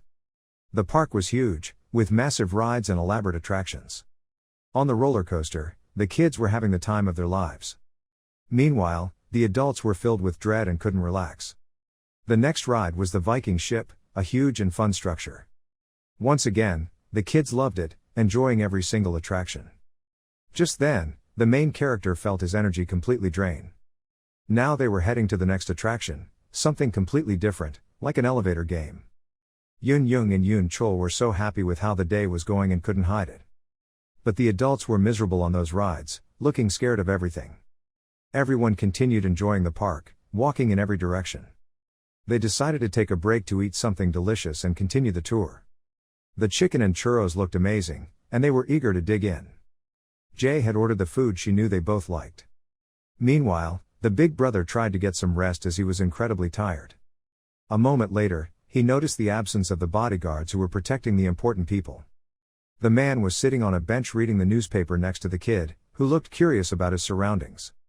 Apparently, his father wasn't paying any attention to the boy. Choi Jun-hyuk got annoyed, realizing the bodyguards were right next to him, which made things a little awkward. Suddenly, he noticed something strange and began to feel a tension in the air. Puzzled, he turned his head to get a better look. Yoon Chol was enjoying a delicious churro in front of him. In a food court, everything seemed quiet with no apparent threats. The bear and cat costumes were no longer in use. From the top of a building, 2 people were watching everything with binoculars. They wanted to know if the investigation had been carried out correctly. At that moment, they noticed that the person sitting next to the target was the irregular Choi Young-hyuk. But apparently, his partner was completely unaware of the power that Hunter possessed. It was indeed an unexpected variable that could mess up all their plans. In spite of that, he didn't seem to have any connection with the target. His partner asked if they should change the plan or alter anything in the operation. Even so, nothing could be cancelled, but they should be prepared for any threats. Quickly, the info was relayed with orders to pay attention to yellow and blue, leaving green to the bodyguards. In the end, black and purple would be in charge of taking out the target without any further problems. Yoon Chul seemed very happy with his food, as the little boy loved chicken. Suddenly, he noticed something strange beside him. He was a lonely boy, probably the same age. The little boy was sitting alone at a table with no friends. Yoon Chul started to look at the boy, waiting for some kind of reaction. A moment later, the little boy quietly looked back. Quickly, he reached out his hand and offered some chicken, saying it was very crispy. Normally, he would eat alone, but he was willing to share. Hesitant, the little boy seemed reluctant to take the chicken. Sensing a possible threat, the bodyguards intervened in the conversation. With a warning, the man informed him that offering food to the young master, and even talking to him, was strictly forbidden. Embarrassed, the kid apologized for bothering him. Noticing the bodyguard scolding his little brother, Jun Hyuk stood up from the table. Impatient, he couldn't believe those men in suits had the nerve to scare a child. However, one of them didn't like the tone the man used, which seemed a bit informal. Quickly, the executive director told his bodyguard to understand that it was a normal situation. Lee Byung-who introduced himself and apologized for his security team. Choi Jun-hyuk greeted him, realizing that he was not an awakened one. Calling his son, he asked Sang-woo to greet the people. Following his father's order, the little boy bowed respectfully. Yoon Chul asked the boss if the little boy could sit and have some chicken with him. With a slight smile, the man quickly accepted the offer. At that moment, our hero realized everyone was very friendly. The kids sat at the table with the babysitter and began to share their food. On the other side, Lee Byung-who mentioned that his son had a balanced diet and couldn't eat junk food very often. Once a month, he brought chefs directly from the United States and China to cook for the boy. Realizing how rich and powerful those people were, our hero just managed a slight smile. He spat out his drink when he realized the man thought he was his wife and the kids were his. A moment later, he cleared up the confusion, mentioning that they were just his siblings. Moreover, the long-haired woman was just a babysitter hired for the house. Puzzled, the executive couldn't believe the man had gone to an amusement park with the babysitter, but he understood the situation upon hearing that his siblings were very fond of the woman. Lee Byung-who's smile had a hint of something bitter and strange. Realizing it was getting late, he called for his son to leave. The little boy seemed to be enjoying his food and his new friends. Yoon Chul asked the boy to see them again so they could play together. Saying his goodbyes, he followed his father toward the exit, agreeing to meet again. Meanwhile, the criminals were watching the target's every move. At that moment, his father noticed that the boy was very sad. Curious, he asked if the boy had any friends at school. With a sad face, he said he wasn't sure if his friends were real since he was the grandson of the Shinsung group. His father didn't agree with all of his opinions, talking about the hierarchy that existed in schools. Soon after, he admitted that initial friendships were like an illusion. Suddenly, a man dressed in black and completely covered began to approach the two of them. He stopped and grabbed his sharp sword, showing he was ready to fight. Sang-woo pointed at the suspect, showing his father. From the right, a new threat approached with a weapon. From the left, another thug got closer and closer. Desperate, he called for the security chief, Kim, who was prepared to defend his projects. Realizing it was an ambush and that he should protect his boss at all costs. Wasting no time, the men grabbed their weapons, showing they were ready for battle. The thugs started getting closer and closer, surrounding the targets from all sides. The coldness in their faces revealed their objective was to kill everyone there. Scared, Sang-woo tried to hide behind his father's legs. But Lee Byung-who looked very worried about the situation, with despair filling his eyes. Meanwhile, the family was finishing their delicious meal. Yoon Chul was a true chicken fan, so his stomach was stuffed from eating so much. To him, it was the most delicious dish in the whole world. Now, he was determined to play a little more with Sang-woo. But at that moment, his big brother informed him that it wouldn't be possible. Sang-woo had come to the amusement park to spend time with his dad after a long time, and they should enjoy their time together. Apparently, the little boy was starting to understand a little more. Suddenly, everyone started hearing a loud noise and grew alarmed. The people in the park started running in desperation, reporting a murder. He was confused by the situation and didn't understand what was happening. Choi Jun-hyuk looked puzzled and tried to think about a possible threat. Wasting no time, they got up from the table, ready to leave. Our hero realized the best thing to do was to get out of that amusement park as quickly as possible. Yoon Chul said he wouldn't be able to run and asked his big brother to take down the assassins with his superpowers. However, he knew the police would arrive soon to handle the situation. Therefore, his involvement wouldn't be needed, even if the child believed it was necessary. Meanwhile, the child was trying to convince his brother to stop the villains. He agreed with the boy's words as she got closer, but someone asked the boss to protect everyone until the very last moment before the police arrived. She reassured him by saying she would protect Yun Jong and Yun Chul. The guards fell one by one, unable to resist the attack. Though shaking, the security chief was ready to defend his boss. The emotion in his eyes showed all the fury contained in his body. Observing the fabrics of different colors, he realized it was the rainbow. Still, they couldn't understand why the target was the CEO since they usually focused on intelligent creatures. The black agent announced that it was a total lie. Until then, they had only received requests to eliminate awakened people. With a double attack, they hit the security chief, Kim's, body. As he fell to the ground, the assassin announced they didn't discriminate against any kind of murder request. That way, the executive realized that someone else had made the assassination request. Mercilessly, he stomped on the security guard's head. Holding his weapon tightly, he was ready to end the man's life. The little boy tried to hold on to his father, realizing there was no escape. The blade began to approach his head as fast as it could. With a jump, Jun Hyuk intervened in the terrifying situation that was about to happen. He placed himself in front of the father and son, determined to stop the tragedy. Choi Jun Hyuk had a strange feeling ever since he met those two. Sang-woo seemed excited to see the two of them being saved by a hero. The black agent realized they were going to have problems ahead. His weapon began to take shape in his hand, realizing he would have to fight with all he had. The bandit reported Choi Jun Hyuk's intervention. Just then, the CEO realized that the person he had been talking to was an irregular. The reason for his intervention was just the child, he made it clear. From now on, the two of them should find a more protected place, away from danger. As he noticed their movement, a bandit began to run towards them. Jun Hyuk's eyes followed the threat, realizing the impending danger.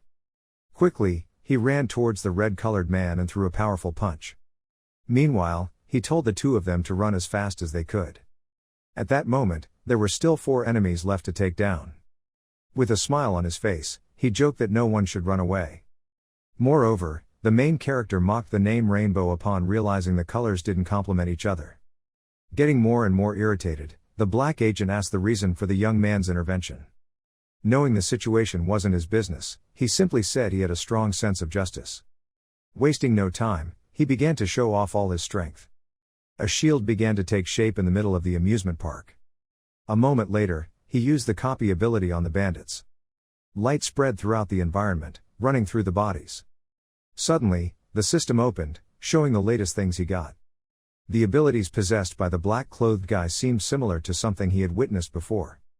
Puzzled, he tried to think for a moment about what was happening. Soon after, he believed that the man in front of him was the person he was looking for.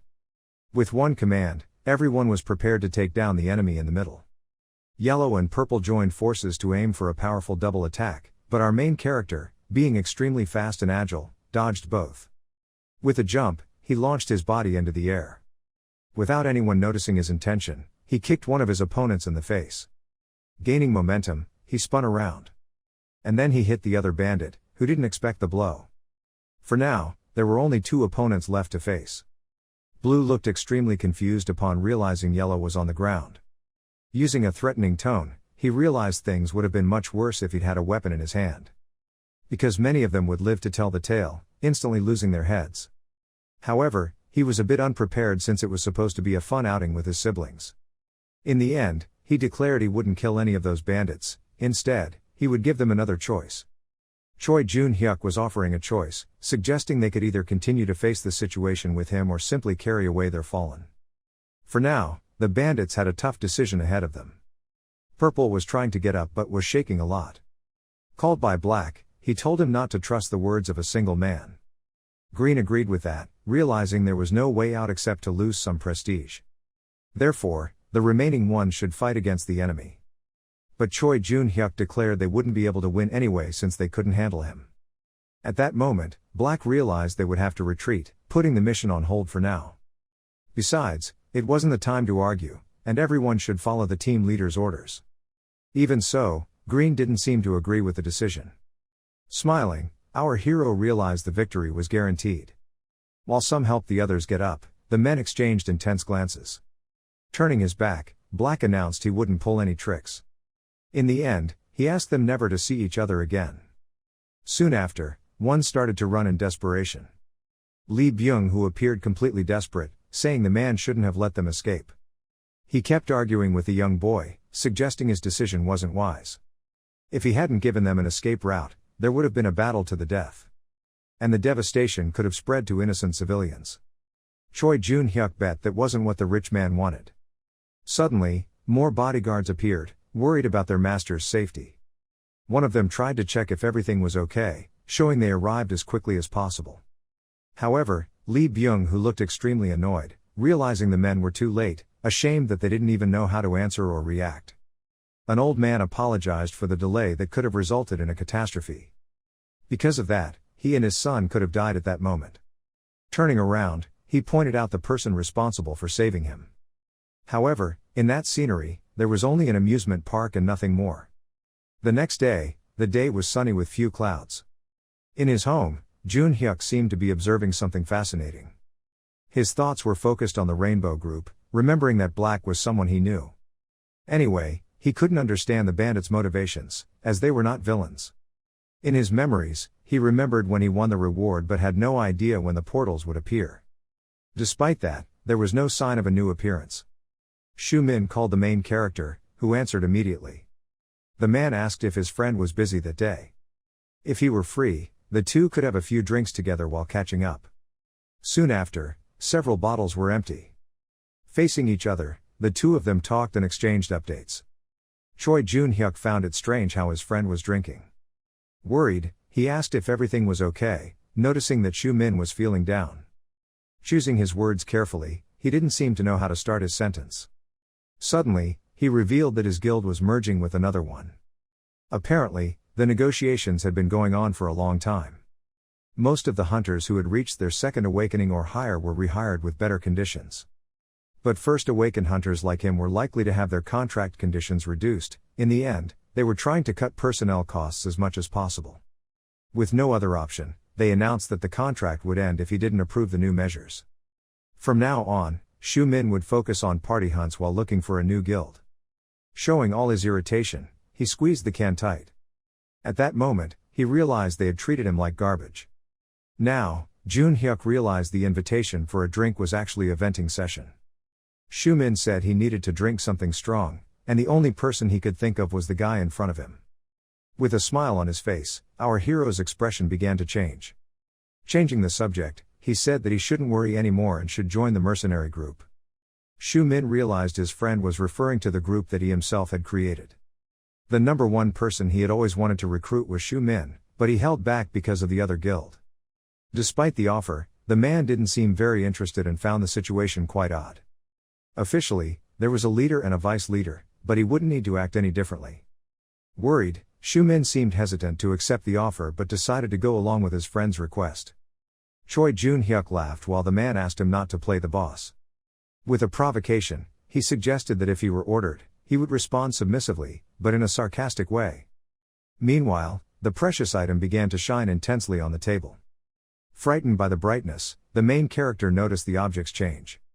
From a distance, Shu Min could hear a strange noise. In the end, that reward had been giving off strong signals. Apparently, a portal had just appeared in the surrounding area. Observing the system, he realized it was actually 3 dungeons with different ranks. In 3 days, those 3 dungeons would be activated. And if he wanted to use just one now, there would still be 2 left. Wasting no time, he called the Valkyrie, who responded to her master immediately. With F, E, and D ranks, he questioned which would be the best choice, but all of them were easy in difficulty. In the end, he realized he would be able to clear any of the dungeons satisfactorily. Sarah suggested creating a situation where the 2 first awakened individuals should play an active role. With determination, he decided it would be better to go for the highest rank as it offered slightly better rewards. Meanwhile, Min seemed to believe his friend was completely drunk from talking to himself. Making a call, he tried to talk to Chang Su on the other side of the line. Wasting no time, he called his subordinate to the office, warning about the important situation. Everything around seemed quiet and serene with no major problems. Chang Su had just arrived at the office, ready to receive the news. The boss commented that Min would be a part of the mercenary group starting today. The two of them seemed excited and pleased, realizing they would be colleagues. Seeing the topic, the boy asked about what the boss was trying to say earlier. However, he warned that the important matter was separate. With one command, he triggered the appearance of the Valkyrie in the room. The men were petrified upon noticing Sarah's presence. The woman appeared with magnificent attire and an imposing look. From now on, that Valkyrie would be the vice leader of the mercenary group. With a smile on her lips, she thanked her master and introduced herself as Sarah. After the shock, the men were still confused by the whole situation. A moment later, they were captivated by the woman's beauty. Kang Ji-yun used to be the most beautiful woman to Chang Su, but compared to Sarah, she now meant nothing. Laughing, Min tried to contain his colleague. Suddenly, Choi Jun-hyuk revealed he was about to tell a top secret. To everyone's surprise, he said that he wasn't really a tanker. His colleagues were shocked, but he reaffirmed the information. Besides, a lot of people called him an irregular because he was different from your typical awakened. To put it simply, you could call him a multi-class awakened. Originally, he could only rock the tanker and dealer classes, but after his second awakening, he got access to a way broader set of abilities. Chang Su's jaw was on the floor, stunned by what an irregular could do. Min tried to calm his buddy down, eager to hear the rest of the explanation. This info was being shared because he wanted to visit a place with them. Since they were all one big family now, he figured it'd be more satisfying if everyone grew strong together. Not getting his drift, Chang Su asked where they were headed. Opening the system, something began to appear in the room. The group's destination was going to be a D-rank dungeon. Wasting no time, the main character selected the gate. A brilliant red light could be seen throughout the room. Panicked, the two of them couldn't seem to make sense of what was happening. Energy began to spread through the space, creating a portal. Choi Jun-hyuk explained that this was a dungeon gate. The first one to step in would be our hero, followed by his two subordinates. The two couldn't believe their eyes, looking more and more bewildered. In a total panic, they started yelling for their boss to get back there and explain what the heck was going on. Min could feel the sweat trickling down his face, getting more and more nervous. Meanwhile, Jun-hyuk and Sarah had already passed through the gate, entering the dungeon. The system confirmed that the second original user had entered the dungeon, resulting in a significantly increased reward. Noticing her master wasn't familiar with red orcs, the Valkyrie began a brief explanation. The red orc race were monsters that existed in Sarah's world, and during the war against the demons, they were the most terrifying creatures around. Moreover, they might not pose much of a threat to her lord. But everyone else around or involved should be extremely careful.